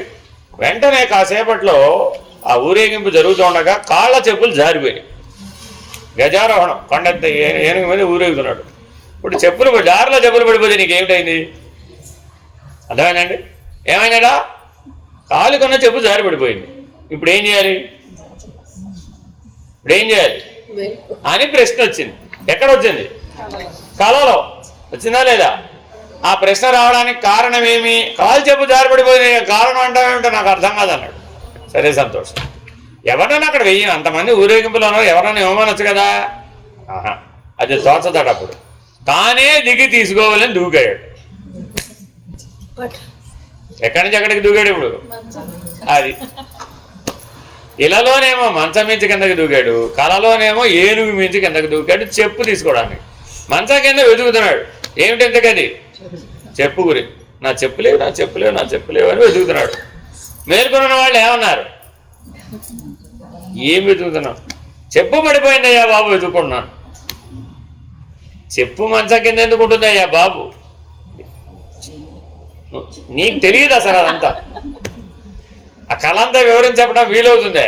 చూడండి, ఆ భ్రాంతిలోంచి మేలుకొన్నాక కూడా బయటికి రాకపోతే అదే స్థితిలోనే ఉంటాడు. ఇది నాయన మిథ్యాత్వం. ఎంత గొప్ప ఉపమానం చెప్పాడు. విచారణ చేశాడండి. ఇప్పుడు అది ఉన్నట్ట లేనట్ట? లేదు. ఆ కళకు అసలు కారణం ఏమైనా ఉందా? లేదు. పోనీ ఇళ్ళలోకి వచ్చి మంచం కింద చెప్పింది వెతుకుతున్నాడు. మంచం కింద వెతకడాలి ఆయన. ఎక్కడ వెతుకుతున్నాడు? అక్కడెక్కడో ఊరేగింపులో పోయింది. అది ఆ ఊరేగింపులో చెప్పెత్తుకుంటాడు ఆయన. ఇలాగ ఈ ప్రపంచం అనేది మనకు వ్యవహార యోగ్యంగా, అనుభవయోగ్యంగా కనిపించినప్పటికీ మరుక్షణంలోనే మాయమైపోయే స్వప్న ప్రపంచం లాంటిది. కాబట్టి ఇది అసద్రూపం కలది, అసత్యమైనది. స్వప్నంలో వ్యవహరించినట్లే, స్వప్నంలో అనుభూతులు పొందినట్లే ఈ ప్రపంచంలో కూడా మనం మిథ్యా వ్యవహారాలను, మిథ్యానుభూతుల్ని పొందుతాం. కాబట్టి స్వప్నంగానే ఈ ప్రపంచం కూడా అసత్యం, అనిత్యం. ఎలా పోల్చాడో చూసుకోండి. అక్కడ ఉన్నాయా లేదా అనుభూతి? ఉంది. అక్కడ ఆ ప్రపంచం సత్యం అనిపించిందా లేదా? అలాగే అదే ప్రపంచాన్ని ఇక్కడ కూడా చూస్తున్నాడు. ఇది కూడా అలాగంటే అసత్య ప్రపంచమే, అనిత్య ప్రపంచమే, మిథ్యా ప్రపంచమే. కాబట్టి ప్రపంచం యొక్క మౌలిక లక్షణం ఏమిటి? మిథ్యాత్వం. స్వప్నం ఉన్నంత వరకే మన వ్యవహారం. ఇప్పుడు ఎంతసేపు వెతికాడట? ఇంతకీ ఆ స్వప్న ప్రభావం ఉన్నంతసేపే వెతికాడట. అది ఎలలో అయినా కలలో అయినా సరే. అనుభూతులను మెలకు రావడంతోనే అన్నీ మై. ఆ వ్యవహారము లేదు, ఆ అనుభూతి లేదు. ఇప్పుడు వాడిని మేలుకొలపాలని ఏం చేయాలి? ఓ చెమ్ముడు నీళ్లు తెచ్చి వాళ్ళని ఎత్తే వాళ్ళని ఆయన ఎత్తి మీద పోసేసింది వాళ్ళ ఆవిడ. ఇంతకీ ఎందుకు? ఆ మంచం కింద చెప్పులు అదకుండా మానాలంటే ఇప్పుడు ఏం చేయాలి? ఏం చెప్పినా అది పోదు. అది ఒక చెమ్ముడు నీళ్లు తెచ్చి పోస్తే అప్పుడే తెలివి వచ్చింది. తెలివి రాగానే ఆ వ్యవహారము పోయింది, ఆ అనుభూతి కూడా పోయింది. అట్లాగే మనం జాగ్రత్త అవస్థలో వ్యవహరించే స్థితులు, అనుభూతులు స్వప్నంలోకి సుషుప్తిలోకి జారుకోవడంతోనే మాయమైపోతున్నాయి. రోజంతా ఘర్షణ పడ్డారండి, చిటికి మాటికి ఏదో ఘర్షణ పడ్డారండి. ఇద్దరు హాయిగా పడుకున్నారండి. ఏమైపోయింది ఇప్పుడు ఆ ఘర్షణ బలం అంతా? లేదే. వాళ్ళ స్వప్నంలోనూ లేదు, ఎవరి స్వప్నంలోకి వారు జారుకున్నారు, ఎవరి నిద్రలోకి వారు జారుకున్నారు. మెలకువలో పడిన ఏ ఘర్షణ బలం కూడా అక్కడ దాకా వెళ్ళడం లేదు. అట్లాగే మనం సుషుప్తిలోకి చేరేటప్పటికీ జాగ్రత్త స్వప్న అవస్థల్లోని అనుభూతులన్నీ మాయమై, మళ్ళీ జాగ్రత్త అవస్థలోకి రాగానే స్వప్న సుషుప్తులలోని అనుభూతులన్నీ మాయమైపోతాయి. కాబట్టి ఈ ప్రపంచం అనేది జాగ్రత్త అవస్థ లాంటిది. ఇది స్వప్నావస్థలాగానే అనిత్యమైనది, అసత్యమైనది. అయినా ఆ మెలకువ, కళా, నిద్ర రోజు ఎలా వచ్చిపోతున్నాయో ఆయా ప్రపంచాలు కూడా అలాగే వచ్చిపోతున్నాయి, ఆ వ్యవహారాలు కూడా అలాగే వచ్చిపోతున్నాయి, ఆయా అనుభూతులు కూడా వచ్చిపోతూనే ఉన్నాయి. అర్థమైందండి? ఒక ఆయన 30 ఏళ్ళు స్టేషన్ మాస్టర్గా పనిచేశాడు. ఆయన పని ఏమిటి? వచ్చే ట్రైన్కి వెళ్ళే ట్రైన్కి జెండా ఇవ్వడం. రిటైర్ అయిపోయిన తర్వాత ఏం చేయాలి? రిటైర్ అయిపోయిన తర్వాత కూడా జెండానే పట్టుకుంటే వాళ్ళ ఆవిడ ఏమంటుంది? ఆలోచించండి. అంటే అక్కడ ఏమైపోయింది? ఇప్పుడు మిథ్యా వస్తువు, ఆ మిథ్యా ప్రపంచం నీ నిజ అస్తిత్వాన్ని కప్పివేసింది. మన జాగ్రత్త అవస్థలో ఏం జరుగుతుంది? అంతే, నథింగ్ ఎల్స్. నీ భావనామయ ప్రపంచంలో ఉన్న పాత్రలన్నీ నీ నిజ అస్తిత్వమైనటువంటి బ్రహ్మీభూత స్థితిని కప్పివేస్తున్నాయి. కాబట్టి నీకు ఎప్పటికీ తోచడం లేదు. వ్యవహారం వల్ల కానీ అనుభూతి వల్ల కానీ అది నిర్ణయం చేయడానికి వీలు కావడం లేదు. కాబట్టి తప్పక మనం దేని పక్కకు పెట్టాలట? ఈ ప్రపంచ వ్యవహారాన్ని పక్కకు పెట్టాలి. ఆ వ్యవహారం ద్వారా ఏర్పడే అనుభూతిని కూడా పక్కకు పెడితే తప్ప మనం నిజ అస్తిత్వంలో మేల్కొనే అవకాశం లేదు. అందుకని ఆత్మ యొక్క మొదటి లక్షణం ఏంటి? ఆత్మ అవ్యవహారీ. ఏమండి మరి అనాత్మ యొక్క అనుభూతి ఉంటుందంటారా ఉండదంటారా? అనాత్మే మిథ్యాత్వం. అందులో వ్యవహరించినంతకాలం దాని అనుభూతి ఉంటుంది. అంతే అంతే అంతే తప్ప వ్యవహారం విరమిస్తే అనుభూతి కూడా విరమించేస్తుంది. ఇంక లేనే లేదు అక్కడ. అంతే. పూర్వం మీరు ఎప్పుడో 1వ క్లాస్ చదువుకున్నారండి, ఆ స్కూల్లో ఎక్కడో బెంచ్ మీద నేల బెంచ్ ఉండేది, ఆ నేల బెంచ్ మీద కూర్చొని చదువుకున్నామండి. లేదు అక్షర ఇంటర్నేషనల్ స్కూల్లో చదువుకున్నాడండి, ఏసీ ఇంటర్నేషనల్ స్కూల్లో చదువుకున్నాడు. సరే ఇప్పుడు ఏం చేద్దాం? 50 ఏళ్ళ తర్వాత మళ్ళీ అదే స్కూల్కి వెళ్ళాడండి. 1వ క్లాస్లో నన్ను చేర్చుకోండి అంటే ఎవరు చేర్చుకుంటారు? 50 ఏళ్ళ తర్వాత వెళ్ళి నేను 1వ క్లాస్లో చేస్తాను. అదేమిటి? ఆయన కట్టించిన స్కూలే అనుకోండి, పోనీ ఆయన చేర్చుకుంటారేమిటి? చేర్చు. ఎందుకని? ఆ ప్రపంచం వెళ్ళిపోయింది, ఆ వ్యవహారం వెళ్ళిపోయింది, ఆ అనుభూతి కూడా వెళ్ళిపోయింది. ఐఆమ్ ది ఓనర్ అన్నా సరే నేను చేర్చుకోర్రా బాబు. ఎందుకని? నాట్ సూటబుల్ ఫర్ ఇట్ అంటాం అక్కడ. అంతేనా కదా? కాబట్టి పూర్వం సత్యమేనా కదా? ఇప్పుడు మూడిటిని నిషేధిస్తున్నాడండి. మెలకువ, కళ, నిద్ర. ఆ మూడింటిలో కూడా 3 ప్రపంచాలు, 3 వ్యవహారాలు, 3 రకాల అనుభూతులు ఏర్పడ్డాయి. ఆ 3 కూడా మిథ్యయే. ఏ దగ్గరిపోయిందండి ఇప్పుడు? ఏ దగ్గరిపోయిందండి ఇప్పుడు? అవస్థాత్రయాన్ని ఎగరగొట్టేశాడు. అంటే ఎవరికైతే అవస్థాత్రయం సత్యమని ఒప్పుకుంటున్నాడో వాడు మిథ్యాభూతమైన జీవుడు. ఎవరండి వీడు?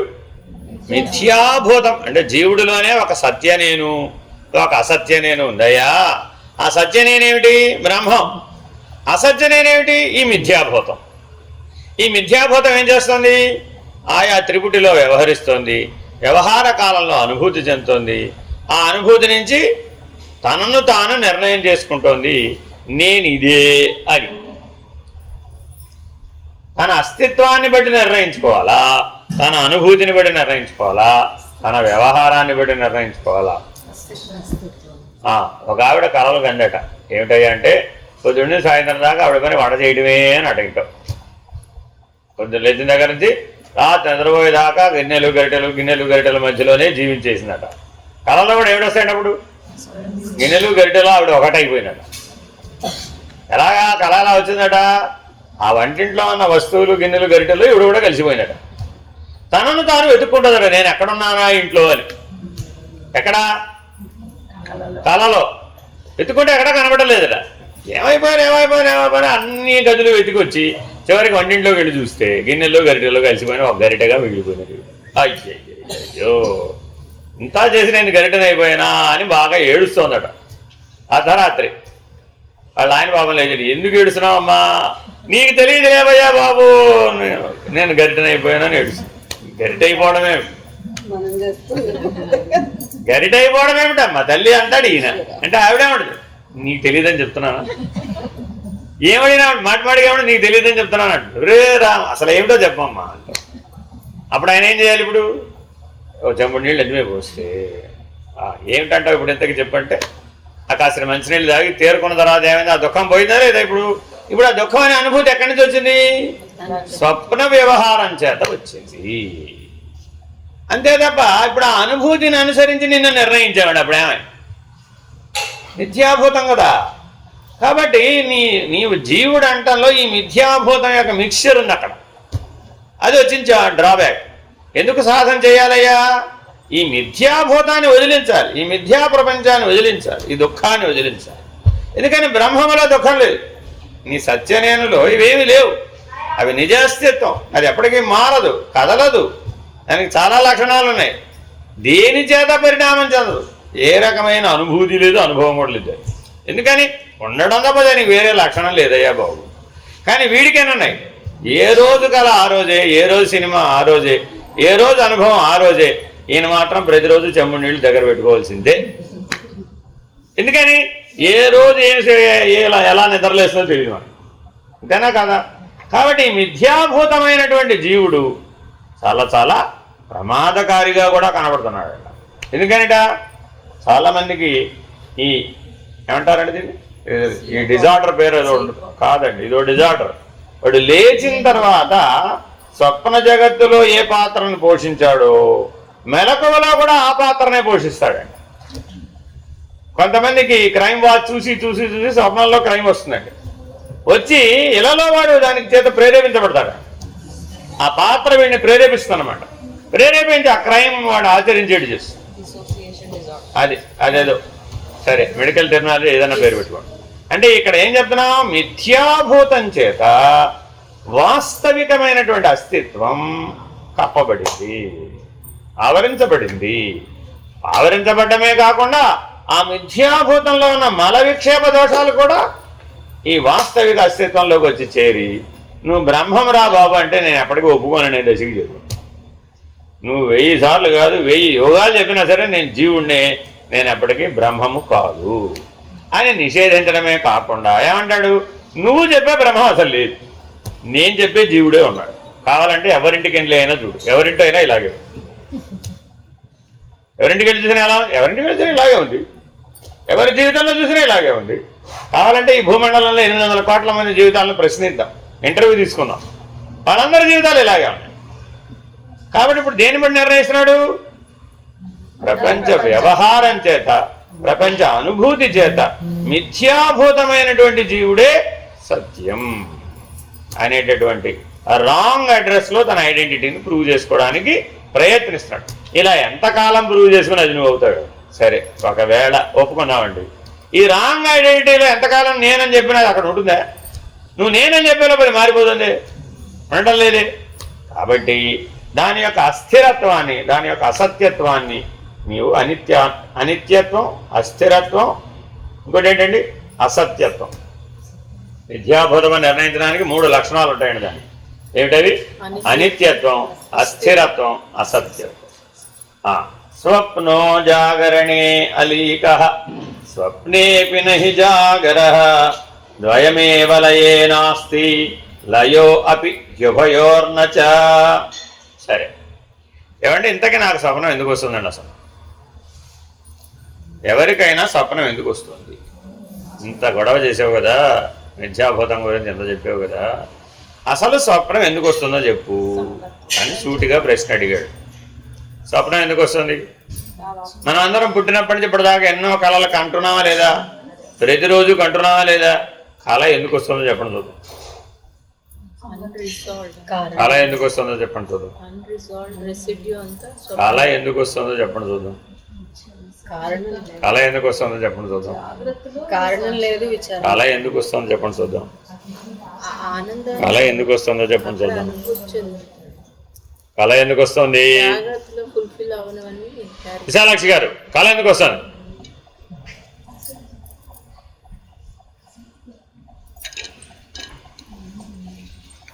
స్వప్న ద్రష్ట ఒకడున్నాడు, స్వప్నంలో అనుభూతమయ్యేవాడు ఒకడున్నాడు. ఇద్దరు ఉండబట్టి స్వప్నం వస్తుంది. ఇద్దరు లేకపోతే ఉన్నది ఒక్కడేనండి.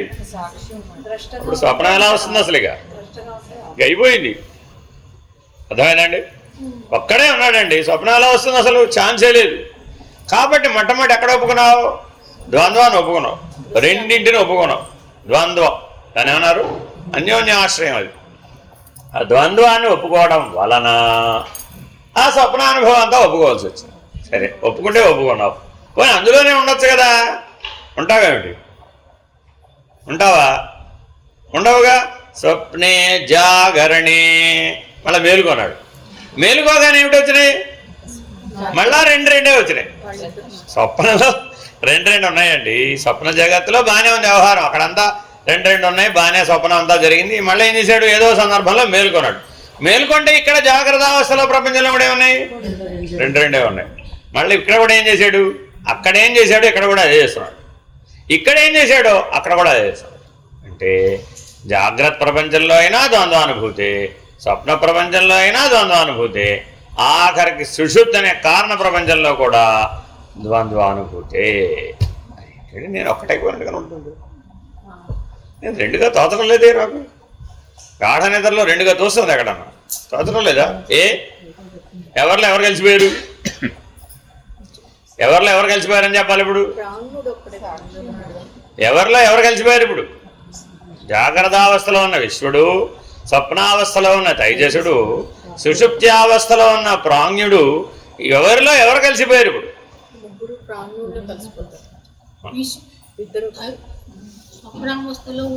తైజసుడు ఈ విశ్వడు కలిసిపోయాడు. తర్వాత ఏమైపోయింది? ఎలాగా కలిసిపోవాలంటే వీళ్ళిద్దరికి అస్తిత్వం ఉండాలా అక్కర్లేదా? అసలు స్వప్న ప్రపంచంలో ఉన్నటువంటి వాడికి అస్తిత్వమే. స్వప్న ప్రపంచంలో ఉన్నవాడికి అస్తిత్వం ఎలా ఉంటుందమ్మా? రెండుగా చూసేవు కాబట్టి, దృష్టిలో దోషం ఉంది కాబట్టి. దేన్నైనా ఏకత్వం అనే అనుభూతితో చూస్తే, ఏకత్వం అనే దృష్టితో చూస్తే, ద్రష్టగా నిలబడితే అప్పుడేం లేదు? ద్వంద్వానుభవం లేదు. ద్వంద్వానుభవం లేనప్పుడు ఉన్నదేమిటి? ఒకటే. మూడు అవ్వాలంటే ఏమవ్వాలి? ముందు రెండు తోచాలి. రెండు తోస్తేనే నీతో కలిపితే మూడు. రెండు అక్కడ ఉన్నాయండి. ఎవరిని కలిపాం? నిన్ను కలిపాం. కలిపితే ఏమైంది? త్రిపుట్ అయింది. ఇప్పుడు ఆ రెండు ఎవరిలో కలిసిపోవాలి? నీలోనే కలిసిపోవాలి అల్టిమేట్గా. వేరే ఎక్కడి నుంచో ఆ రెండు ఎక్కడి నుంచి వచ్చినాయి? ఆ స్వప్నం నీలోంచే వచ్చింది. మరి ఆ స్వప్న అనుభూతి చెందిన వాడెవడు? వాడు కూడా నువ్వే, అంతేనా కదా? ఆ స్వప్నాన్ని ద్రష్టగా చూసిన వాడెవడు? అది కూడా నువ్వే. కాబట్టి ఆ స్వప్నం ఎవరిలో కలిసిపోవాలి? ఆ వ్యవహారము, ఆ అనుభూతి స్వప్న ద్రష్ట ఏందే లయమైపోతున్నాయి, అంతేనా కదా? మరి ఇప్పుడు అవి ఉన్నట్టా లేనట్టా? ఎందుకని? నాకు ఉన్నట్టే దోస్తుంది. ఎప్పుడు? తత్కాలవత్ అనుభవ కాలంలో స్వప్నం సత్యమని అనిపిస్తుంది నాకు. మరి అదే మేలుకొని ఉంటే కూడా అనిపించాలి కదా సత్యమై ఉంటే. ఎందుకని? సత్యత్వ లక్షణం ఏమిటి? ఆ దేశ కాల వస్తు క్రియా నటనలనే పరిచ్ఛేదం లేదు. అది ఏం లేదండి సత్య వస్తువుకి. ఆ దేశకాల వస్తు క్రియా నటనలనే పరిచ్ఛేదం లేదు. అది ఎప్పుడూ ఉంటుంది, మారదు. అర్థమైందండి? కానీ ఇప్పుడు మరి మనకేమైంది? జాగ్రత్తావస్థలో ఒకలాగా ఉన్నాడు, స్వప్నావస్థలో మరొకలాగా ఉన్నాడు. నిద్రావస్థలోకి వెళ్ళేటప్పుడు వీళ్ళందులో కలిసిపోయి మూడోలాగా ఉన్నట్టు. ఇప్పుడు ఒక్కడా ముగ్గురా? ఒక్కడా ముగ్గురా అన్న ప్రశ్న అడుగుతున్నాడు. జాగ్రత్తలో స్వప్నానుభవాలన్నీ అసత్యమైపోతాయి. అట్లాగే స్వప్నంలోని జాగృతిలోనూ అనుభవాలు అసత్యమైపోతాయి. సుషుప్తిలో జాగ్రత్త స్వప్నాలు రెండు ఉండవు, రెండు లయమైపోతాయి. జాగ్రత్త స్వప్నాలు రెండింటిలోనూ సుషుప్తి అనేది లేదు. కాబట్టి ఆలోచిస్తే ఈ మూడు అవస్థలు కూడా అసత్యాలే అని తేలుతుంది కదా. ఎందుకని? ప్రతి అవస్థలోనూ దాని భోక్త ఉన్నాడు. ఆ అవస్థలో ఉన్నవాడు ఎవడు? భోక్త. ఆ అవస్థను అనుభవిస్తున్నాడు వాడు అక్కడ. ఆ అవస్థలో మునిగిపోతున్నాడు వాడు అక్కడ. ఆ అవస్థలో వ్యవహరిస్తున్నాడు, మునిగిపోతున్నాడు, అనుభవిస్తున్నాడు. మూడింట్లోనే ఉన్నాడా లేదా? కాబట్టి మెలకువలో ఎవడు భోక్తో, స్వప్నంలో ఎవడు భోక్తో, సుషుప్తిలో ఎవడు భోక్తో, వాడికి కారణ వస్తువు ఒకటే అయి ఉండాలా? కార్యం వేరుగా ఉంది కాబట్టి కారణం కూడా వేరువేరుగా ఉండాలా? ఒకటే కారణం, ఆనందం అనే కారణం. మెలకువలో పులిహార, కళలో దద్దోజనం, గాఢ నిద్రావస్థలో పరమాన్నం. కారణ వస్తువు అన్నం, అన్నం పరబ్రహ్మ స్వరూపం, అది మారలేదు. అర్థమైందండి? కానీ వ్యవహారం, అనుభూతి, భోక్త వేరువేరుగా ఏ అవస్థకు అవస్థ ఉన్నట్లుగా నీకు విచారణ చేసే కనబడినప్పటికీ వాటి యొక్క మూడు లక్షణాలు చెప్పాడు. ఏమిటవి? అది అసత్యం, అది అనిత్యం, అది అస్థిరం. అంతే. ఇక్కడున్నట్టుగా అక్కడ ఉన్నాడా? లేదు. ఇక్కడ ఎలా వ్యవహరించాడో అక్కడ అలా వ్యవహరిస్తున్నాడా? లేదు. ఇక్కడ ఎలా అనుభూతం అయ్యిందో అక్కడ అలా అనుభూతం అవుతుందా? అవడం లేదు. కాబట్టి ఈ మూడు కూడా అనిత్యం, అసత్యం, అస్థిరం అంటే మిథ్యలే. ఈ మూడు ఒకదానికొకటి వ్యతిరిక్తమైనవి. Very very important. వాడు రాత్రి మీరంతా నిద్రపోతారో లేదో మరి. త్రయమేవం భవేన్మిథ్యా గుణత్రయ వినిర్మితం అన్యద్రష్టా గుణాతీతో నిత్యో ఏకశ్చిదాత్మకః. Very very important. చిత్ ప్రకాశ అణువైనటువంటి ఆత్మస్వరూపం, బ్రహ్మాండ వ్యాప్త ప్రకాశం చిత్ ప్రకాశం. ఆ చిత్ ప్రకాశం యొక్క అణువు ఆత్మస్వరూపం. దాన్ని విభజించుకుంటూ దేహం దాకా తెచ్చాం. ఎందుకని? పంచభూతాలు బ్రహ్మాండం అంతా వ్యాపించున్నాయి. అంత వ్యాపించిన పంచభూతాలను తగ్గించుకుంటూ తెస్తే తల్లి గర్భంలోని జీవాణువు అయింది. అయినా లేదా? మరి ఆ జీవాణువులో చిత్ప్రకాశం లేదంట కదా. లేకపోతే ఆ గర్భస్థ శిశువు స్కానింగ్లో ఎలా చూస్తున్నాం? ఆ ప్రకాశాన్ని బట్టే అది పల్టీలు కుడుతుంటుంది లోపల. చూసుకోండి మీరు కావాల్సి వస్తే. అల్ట్రాసౌండ్ స్కానింగ్లో నేను చూపించి అమ్మ చూడండి, అమ్మ చూడండి, ఎదుగో పల్టీలు కొడుతుంది. ఎవరు వారు? మత్స్యావతారం, కూర్మావతారం. పల్టీలు కొడుతుందమ్మా అంటున్నాం. అంతేనా కాదా? మరి ఎలా కనిపెట్టారమ్మా మీరు? ఇదిగో దీని ద్వారా అల్ట్రాసౌండ్ నాదశక్తిని వినియోగం. వాటిది అల్ట్రాసౌండ్ నాదశక్తికి వాడు స్పందిస్తున్నాడు. చూడండి మీరు కావాల్సి వస్తే. ఆ స్కానర్ని ఇటు తీసుకెళ్తే వాడు అటు పల్టీలు కొడతాడండి, అటు తీసుకెళ్తే ఇటు పల్టీలు కొడతాడు. అరే వాడికి అప్పుడు రియాక్షన్ లెవెల్ ఉన్నట్టా లేనట్ట? వాడికి ఇంకా లోపల అసలు ఏ వ్యవస్థ ఏర్పడలేదు అప్పటికి ఇంకా. కానీ దేనికి రియాక్ట్ అవుతున్నాడు? వాడిలో ఉన్నది బిందువు నాదానికి రియాక్షన్ ఇస్తున్నాడు. నేను ఇప్పుడు శరీరం తయారవ్వక ముందే నాదబిందు కళల సమాహారం అక్కడ ఉంది. ఆ నాదబిందు కళల సమాహారం చిచ్చక్తి కదా, అది చిదాత్మ కదా. మరి నీ శరీరం తయారు చేసుకునే ముందే అక్కడ ఏముంది వస్తువు? చిదాత్మ చిద్బ్రహ్మము కదా, అంతటా ఉంది కదా అది. ఇప్పుడు గర్భస్థ శిశువు ఎవరు? చిద్బ్రహ్మ. కానీ నీకేమనిపిస్తుంది? ఏమండి మా అబ్బాయి క్షేమంగా ఉన్నాడండి, మా మనవడు క్షేమంగా ఉన్నాడు, ఇంకా పుట్టలేదు. తల్లి బిడ్డ క్షేమమేనండి. చూడండి వాడు బయట వాళ్ళ అమ్మ ఉంటుందండి, స్కానింగ్ అయిపోతుంది. ఈవిడికి ఇక్కడంతా చెప్పేస్తే బయటికి ఈవిడేమవుతుందండి? తల్లి బిడ్డ క్షేమం, ఇంకా పుట్టలేదు. అప్పుడే తల్లి బిడ్డ వ్యవహారం ఉందా ఇప్పుడు అక్కడ అసలు ఏమన్నా? ఎందుకని? ఈ తల్లి అనే సద్బ్రహ్మమునకు ఆ కడుపులో ఉన్న చిద్బ్రహ్మం యొక్క ఉనికి తెలీదు, వ్యవహారమే తెలీదు. తెలిసేమిటి ఈవిడికి? తెలిస్తే స్కానింగ్తో పని ఉంది. ఈవిడెవరట ఇప్పుడు? సద్బ్రహ్మం. అదెవరట? చిద్బ్రహ్మమట. అర్థమైందండి? మరి ఏమ్మా ఎలా ఉన్నావు? ఆనందంగా ఉన్నావా? బాగున్నావా? అందరూ ఏమడుతారండి? గర్భిణీ స్త్రీ వచ్చారండి ఇంటికి పరామర్శించడానికి వచ్చారు కోడల్ని, అంతేనా కదా? ఈవిడ పైగా ఏం చేస్తుంది? ఊరంతా చెప్పొస్తుంది. అర్థమైందండి? మా కోడలు నీళ్ళు వస్తుందండి అని ఊరంతా చెప్పొస్తుంది. వచ్చిన వాళ్ళందరూ ఏం చేస్తారు? ఏమ్మాయి బాగున్నావా? అంతా బాగానే ఉందా? క్షేమమేనా? ఈ సద్బ్రహ్మమునకు ఆ చిద్బ్రహ్మము యొక్క వ్యవహారం ఎలా తెలిసింది? ఆనందానుభవం ద్వారా తెలిసింది. గొప్పగా చెప్తున్నాడనండి సచ్చిదానంద లక్షణం. ఎంతకంటే బాగా చెప్పడం కుదరదు. సచ్చిదానంద లక్షణం అంటే ఏమిటయ్యా? ఆ తల్లి సద్బ్రహ్మము, ఆ గర్భస్థ శిశువు చిద్బ్రహ్మము, ఆ తల్లి ముఖంలో ఆనందానుభవం కనబడుతుంది. ఎలా వచ్చినట్టు ఈవిడికి అంతకుముందు లేదట. చూడండి మీరు, ఆ 9 నెలల్లో ఆవిడ ముఖంలో అవ్యాజ ఆనందం కలుగుతుందట. దానికి ఆ పేరు పెట్టారు. ఏంటండి అది? అవ్యాజ ఆనందం. అంతకుముందు వడ్డాణం కనిపెట్టినా కూడా ఏం తెచ్చావయ్యా బాబు వడ్డాణం నాకు అన్నాను అంటున్నాను. అంటే ఆవిడని మెప్పించాలంటే చాలా కష్టం. కానీ ఈవిడ ఏ కారణంతో పని లేకుండా రోజంతా నిజానికి అది వాస్తవానికి సంవేదనేగా. లోపల గిరగిరా ఒకటి తిరుగుతుంటే మీరు ఆలోచించుకోండి. ఇదే పరిస్థితి వాళ్ళ భర్త గారికి తెచ్చామనుకోండి, ఏమైపోతాడు? చాలా ప్రమాదం వస్తుంది. ఆయన అర్జెంటుగా హాస్పిటల్ ఐసీలో పెట్టాలి. ఎందుకని? అది అన్యాచురల్. ఈవిడికి ఇది న్యాచురల్. చూడండి, లోపల ఆల్రెడీ నీలో ఆ రకమైనటువంటి ప్రజ్ఞా వికాసం ఉండబట్టి ఈ మార్పుని నువ్వు సహజంగా స్వీకరించగలిగావు. అర్థమైందండి? అదే అసహజంగా స్వీకరించి చూద్దాం, ఇంపాసిబుల్. అది వ్యాధి కూర్చుంటుంది, అది రిజెక్ట్ చేసేస్తుంది శరీరం. అక్కడ మరి సద్బ్రహ్మం ఈ చిద్బ్రహ్మాన్ని ఒప్పుకోలేదే, ఆనందానుభవం లేదు. అక్కడ చెడిపోయిందట. అబార్షన్ ఎందుకైందో చెప్తున్నాడండి. Why abortion happens? ఆనందానుభవం లేదండి. ఆ తల్లికి ఈ బిడ్డను ధరించడంలో ఆనందానుభవం లేదు. అప్పుడు మరి సద్బ్రహ్మమునకు చిద్బ్రహ్మాన్ని మోసేటటువంటి అపేక్ష లేదు. ఆ గెటౌట్ ఎంత గొప్పగా చెప్పాడు.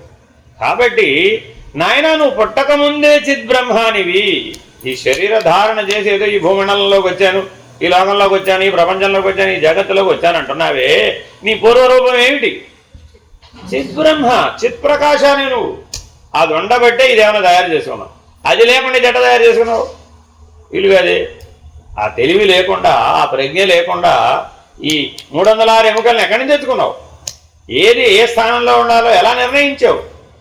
కాబట్టి ప్రజ్ఞాస్వరూపుడవు నువ్వు పుట్టకముందే. చిద్బ్రహ్మము చైతన్య స్వరూపుడవు. కానీ పుట్టిన తర్వాత ఏమంటున్నావు?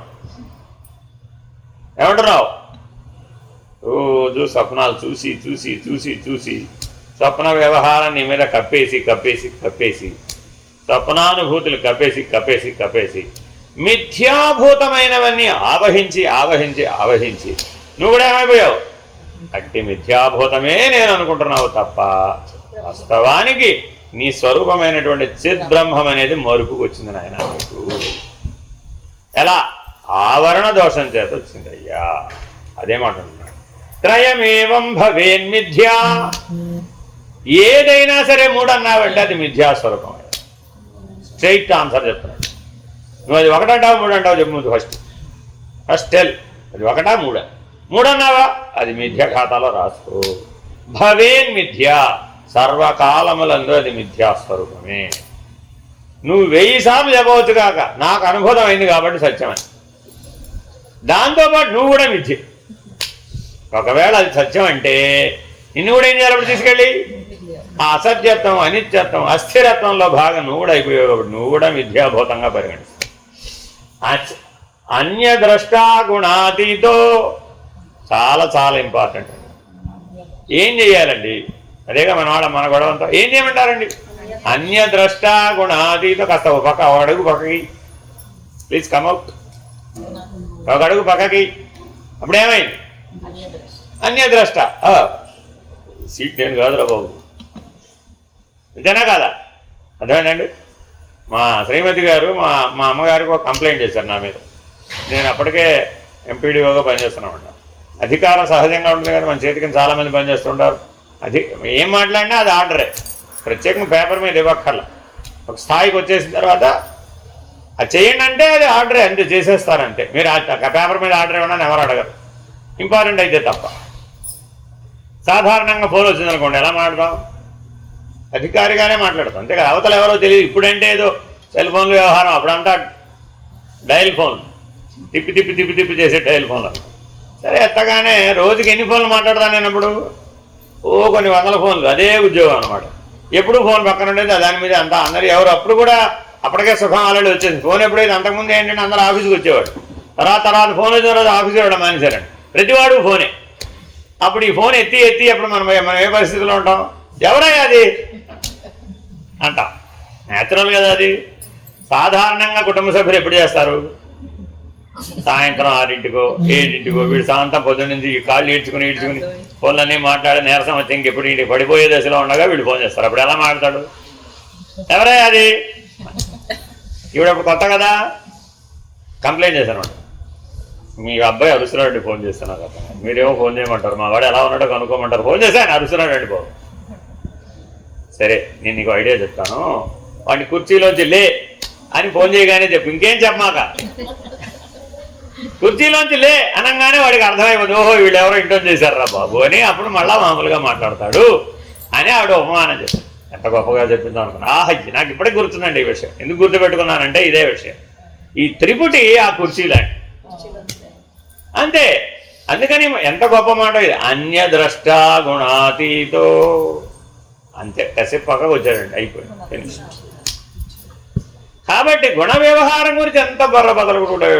గుణాతీతుడు నానా తిప్పలు పడుతున్నాడు. వీళ్ళందరూ దేనికోసం పడుతున్నారు తిప్పలంటే అదే. ఒరే ఒరే ఒరే ఒరే ఒరే వీళ్ళు ఎంత బర్ర తెక్క. అన్యద్రష్ట గుణాది. ఒక్కడుగా కుర్చీలోంచి పక్కకు వచ్చి అది లేదు, ఆ రావడం చేత కావట్లా. గొడవ ఏమిటంటే అందులోంచి కుర్చీలోంచి లేవమ్మా మెలకు వస్తుంది. కుర్చీలో కూర్చొని నిద్రపోతుంది.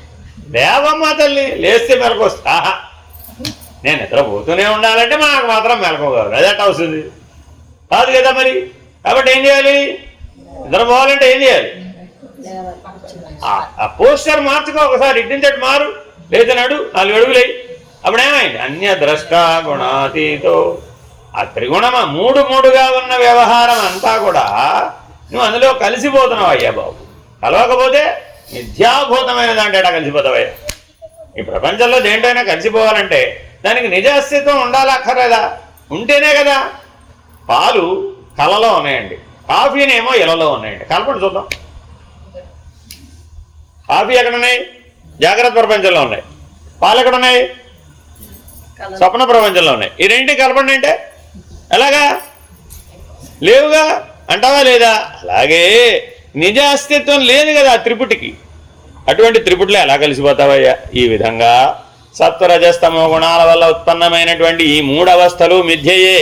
కానీ ఈ 3ంటికి అతీతంగా ఉండేటటువంటి, ఈ 3 గుణాలకు అతీతమైనట్టి, అద్వితీయమైనట్టి, చిత్ స్వరూపమైనట్టి ఆత్మయే వీటన్నింటికి అతీతంగా ద్రష్టగా ఉంటుంది. ఉంటోంది కాదు, ఉంటుంది. Continuous present tense. ఉంటుంది అంతే, ఆల్వేస్ ఇట్ ఈజ్. మన ఎదుట ఉన్న ఈ జగత్తంతా సత్వరజస్తమస్సులనే 3 గుణాల కలయిక వల్ల ఏర్పడింది. ఈ 3 గుణాల వల్లనే జాగ్రత్త స్వప్న సుషుప్తులు కూడా ఏర్పడ్డాయి. ఈ విధమైనటువంటి కలయిక వల్ల ఏర్పడ్డ ఈ ప్రపంచం నశ్వరమే. పుట్టిన ప్రతిదీ నశించడం తప్పనిసరి కాబట్టి ఈ ప్రపంచం మిథ్య అని తేలుతుంది. కానీ ఈ విధంగా క్షణక్షణం మార్పు చెందుతున్న ఈ ప్రపంచంలో ఈ మార్పులను, ఈ అవస్థలను అన్నింటినీ సాక్షిగా ఈ 3 గుణాలకు అతీతంగా ఉండేది ఆత్మయే. అదే నిత్యం, దానికి ఏ విధమైన మార్పు ఉండదు. మరొక లక్షణం చెప్తున్నాడు. ఏమిటంటే అది, ఏమయ్యా ఈ ప్రపంచం పుట్టిందంటావా పుట్టలేదంటావా? ప్రపంచం పుట్టిందంటావా పుట్టలేదంటావా? ప్రపంచానికి పుట్టుకుందా లేదా? ప్రపంచానికి పుట్టుకుందా లేదా?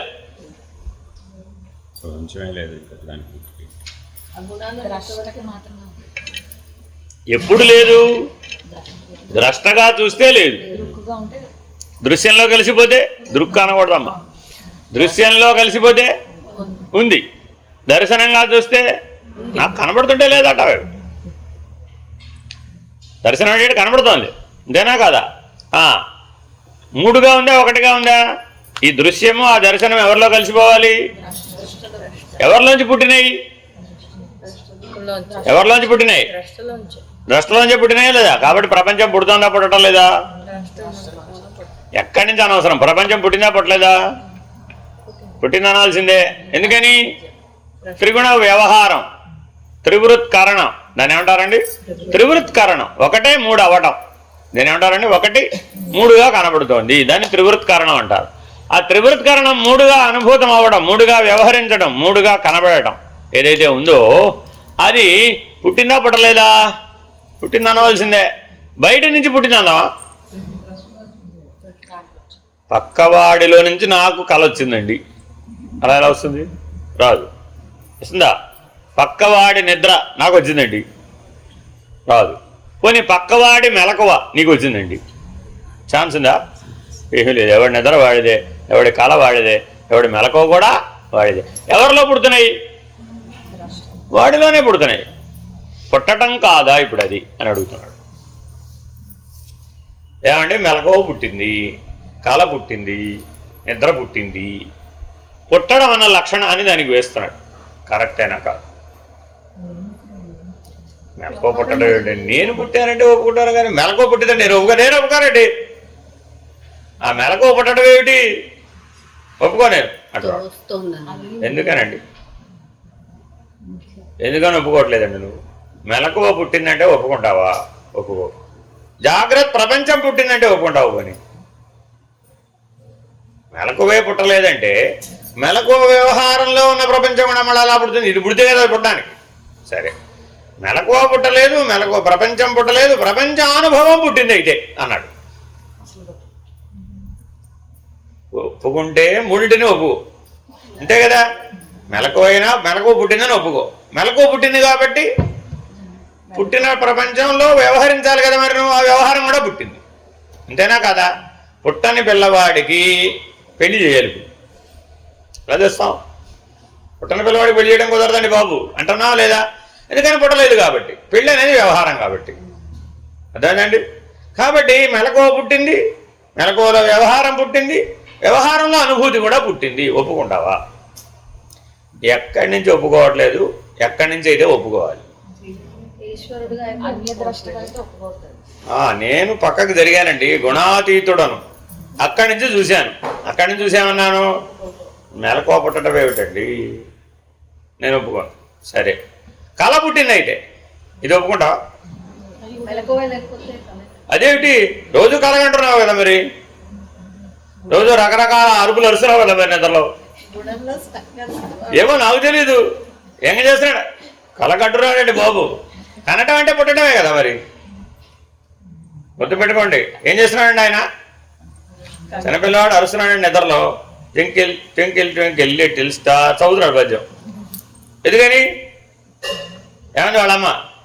కలగంటున్నాడు. నేను కంట అంటే ఏంటి? ఇప్పుడు పుట్టడమే. నువ్వు పిల్లల్ని కనలేదు ఏమిటి? కనుట, చూచుట, దర్శనం. ద్రష్ట ఏమయ్యాడు ఇప్పుడు? అక్కడ రెండో స్టేజ్కి వచ్చేసాడు. అక్కడ ఒకటి రెండు అయ్యాడు. దర్శనం కన్నాడు, తర్వాత ఏమైపోయింది? కలిసాడు. కన్నాడు, తర్వాత ఏం చేశాడు? కలిసాడు. అప్పుడు ఏమైపోయింది? దృశ్యం. కనకపోతే కలిసే అవకాశం లేదు. బాగా గుర్తుపెట్టుకోండి. కనకపోతే కలిసే అవకాశం లేదు. కాబట్టి ఎక్కడ విరమించాలి? కనకుండా ఉండవమ్మా తల్లి, ఏ గొడవ లేదు. అర్థమైందండి? కనకపోతే అసలే కళ కనలేదండి ఆవిడ, అప్పుడు వస్తుంది ఏమిటి?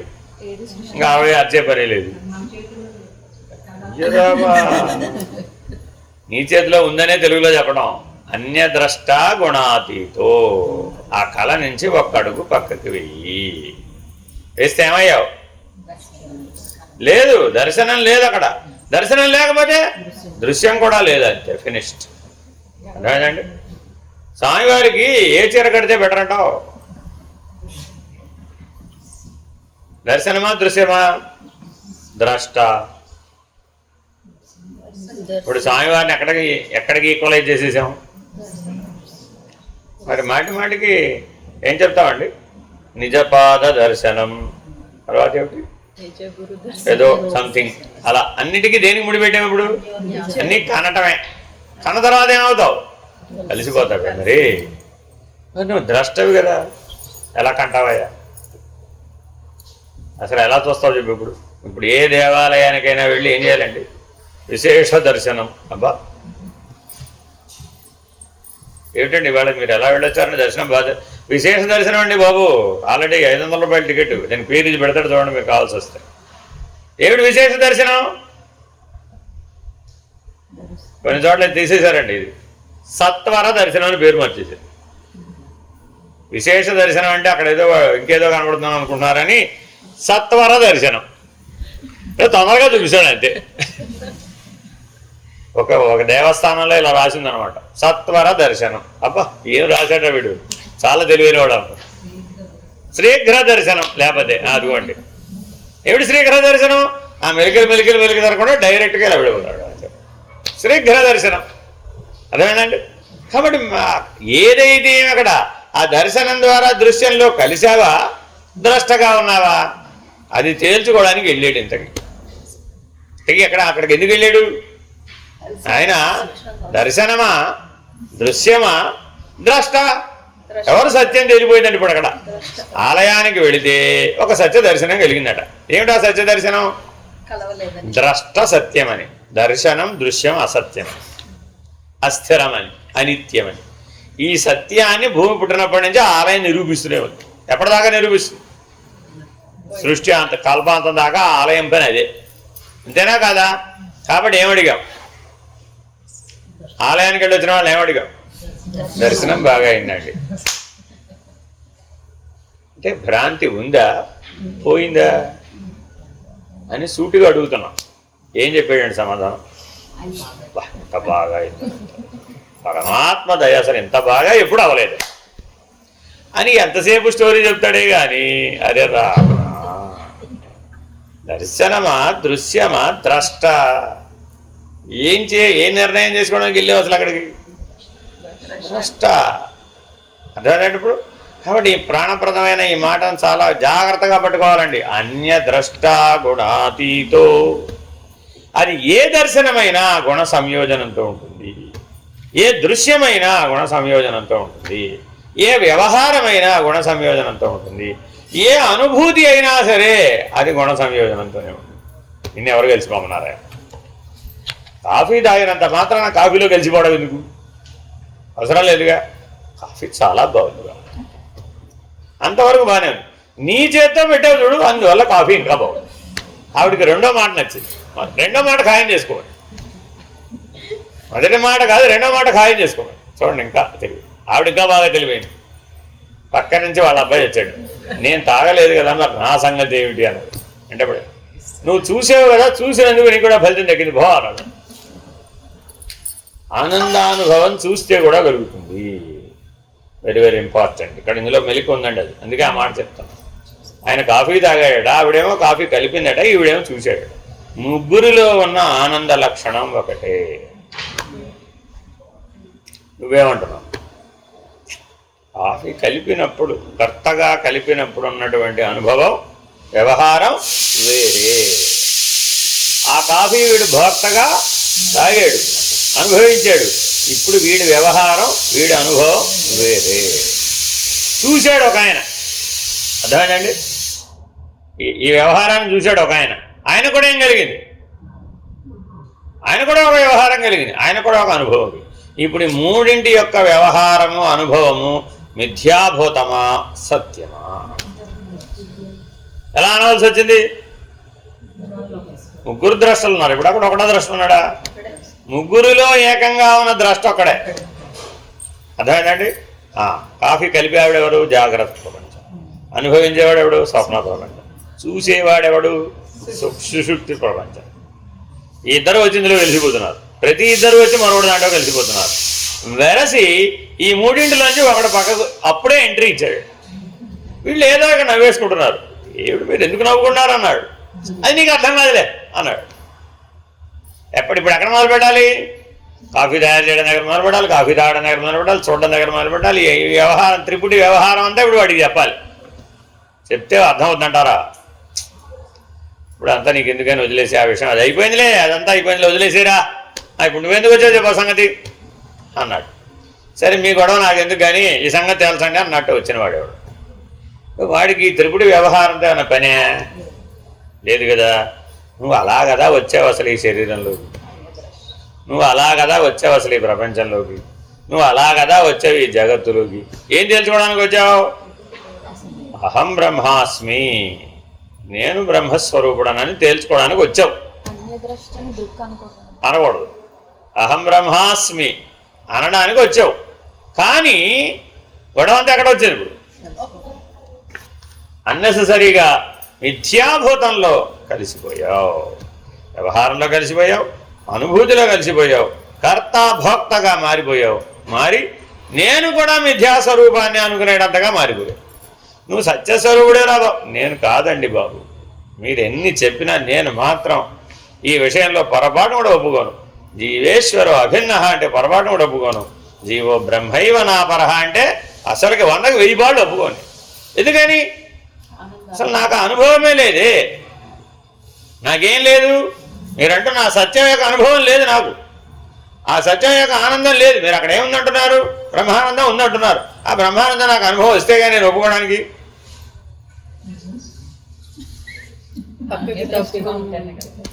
ఏం చేయాలి ఇప్పుడు రావాలంటే? ఒకసారి సీట్లని పెట్టిరా. అన్యద్రష్ట గుణాతీతో కాసేపు ఒక్కసారి ఆ కర్తాభోక్త అన్న సీట్లని పక్కకి రావమ్మా. అప్పుడు ఎవరు నువ్వు? నీ సత్యస్వరూపమే ఉంది అక్కడ. కర్తాభోక్త అనే మిథ్యాస్వరూపం లేనే లేదు.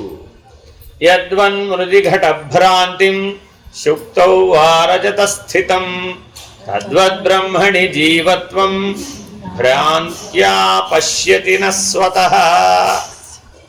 వేదాంతంలో కొన్ని ఉపమానాలు కంటిన్యూగా అన్నిటికీ అన్వయం అయ్యేటట్లుగా చెప్తూ ఉంటాం. అర్థమైందండి? ఏమిటది? కొండ మట్టి. కొండ మట్టి. ఏమడుగుతున్నామట? ఏమండి కొండగారు కర్తాభోక్త అయిందంటే అర్థం అంతేనా కదా? ఎలాగా? ఆ కొండలో నీళ్లు పోసాం, ఆ నీళ్ల కొండ. ఓ పాలు పోసాం, పాలకొండ. ఓ నెయ్యి పోసాం, ఓ నెయ్యి కొండ. కాదు కళ్ళు పోసాం, కళ్ళు కొండ. దాన్ని బట్టి దానికి పేరు వచ్చింది. ఎందుకని? ఆ పేరు కర్త. అందులో ఉన్నటువంటి ఆ వ్యవహారం అనుభూతి చేత వచ్చింది. అంతేనా కదా?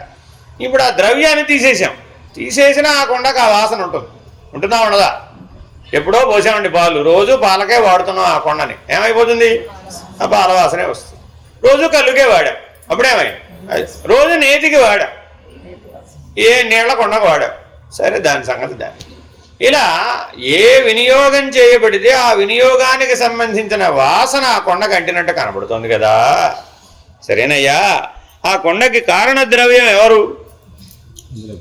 మట్టి. కారణద్రవ్యం ఎవరు? మట్టి. ఉపాదాన కారణం ఎవరంటే మట్టి. ఆ మట్టికి కూడా పాల మట్టి, నీళ్ల మట్టి, నెయ్యి మట్టి అంటావేమిటి? ఆ కర్తాభోక్తని ఈ మట్టికి అన్వయం చేయడానికి వీలైందా? ఒప్పుకుంటావు? అలాగా ఒప్పుకోవుగా. సరే, ఏదో కొండకి ఏదో వాసన పట్టింది అన్నావు కదా, ఆ మట్టికి కూడా అలాగే పట్టింది అంటావేమిటి? లేదుగా. అంటే కార్యస్థితిలో ఉన్నవేవి కారణస్థితిలో లేవు కదా. అంతేనా కదా? నువ్వు మళ్ళా కొండను పగలేసావండి, ఎందులోకి పోయింది? ఆ కారణ ద్రవ్యంలోకే పోయింది. నీ లెక్క ప్రకారం ఎందులోకి పోవాలి? ఏ వ్యవహారం అయితే ఆ వ్యవహారంలోకి, ఏ అనుభూతి అయితే ఆ అనుభూతిలో కదా పోవాలి. మరి అలా పోతుందే? పాలకొండ, కొండ పాలల్లోకి పోవాలి అంటే పోతుందే? పోదు కదా. కాబట్టి నాయన పంచభూతాల చేత పాంచభౌతిక దేహం అనే కొండ తయారైంది. నేనగారు పాంచభౌతిక దేహం అనేటటువంటి కొండ తయారైంది. ఆ కొండను ఏదో పనికి వాడావయ్యా. సరే, ఈ జన్మలో దేనికో వాడేసావు. ఏదో పాలకొండో, నీళ్లకొండో, నేతికొండో వాడేసావు. కారణద్రవ్యం ఏమిటి? పంచభూతాలు. అర్థమైందండి? కారణద్రవ్యం పంచభూతాలు కాదయ్యా, బ్రాహ్మం.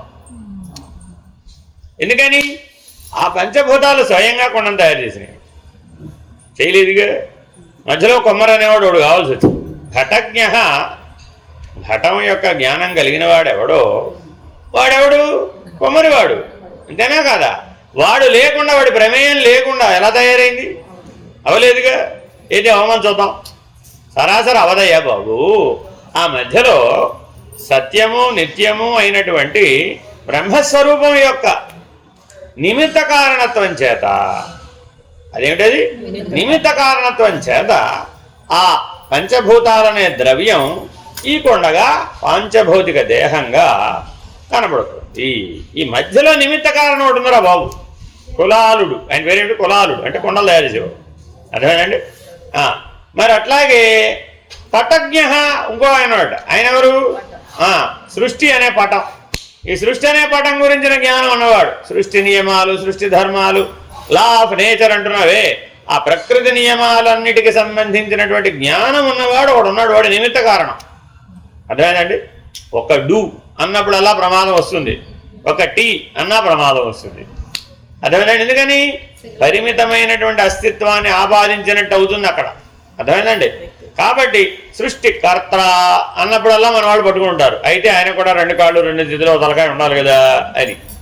ఉండాల్సిన నియమం లేదయ్యా బాబు. అర్థమైందండి? ఆ జ్ఞానం, ఆ కర్తృత్వ గుణం ఏమిటి? జ్ఞానం. అంతేగాని అది ఆకారం కాదు.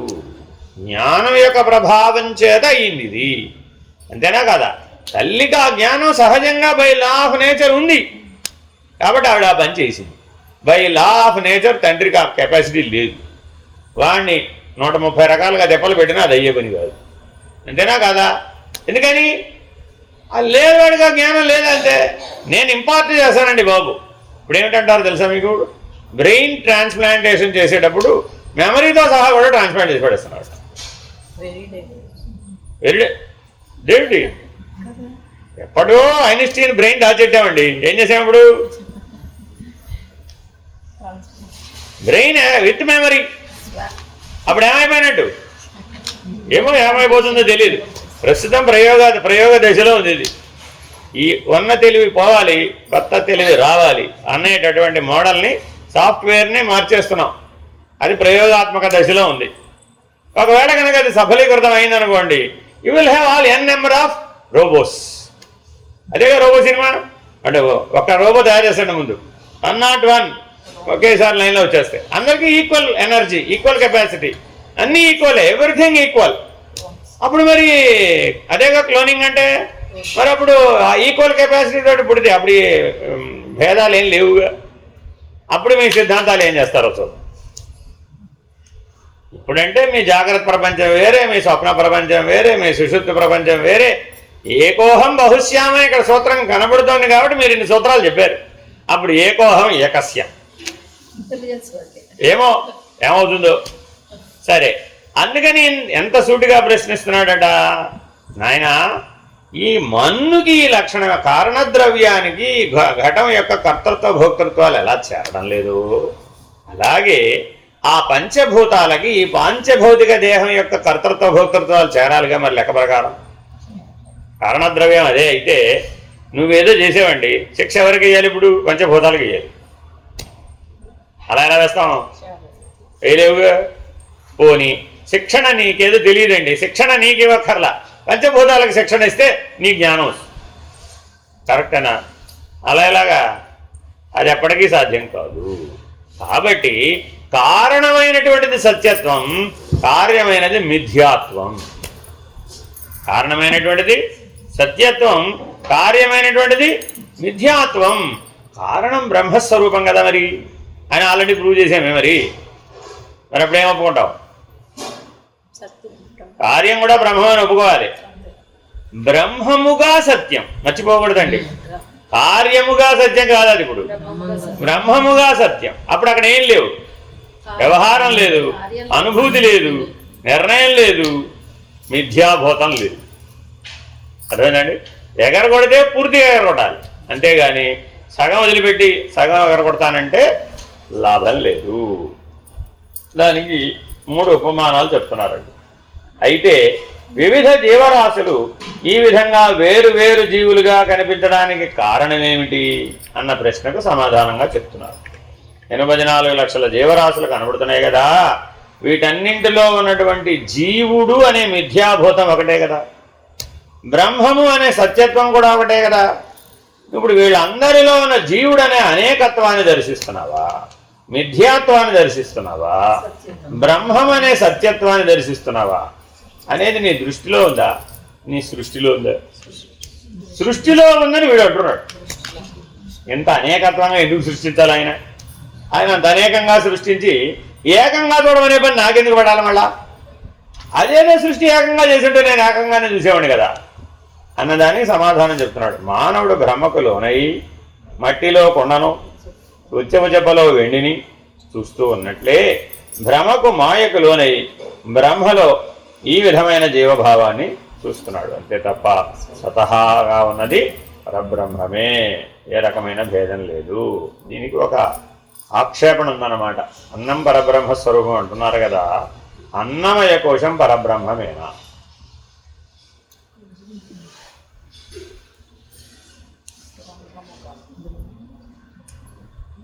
అన్నము అన్నాదము కదా ఇది. అన్నమయ కోశం అంటే ఏమిటి? అన్నం అలా సృష్టించబడింది, అన్నాదము.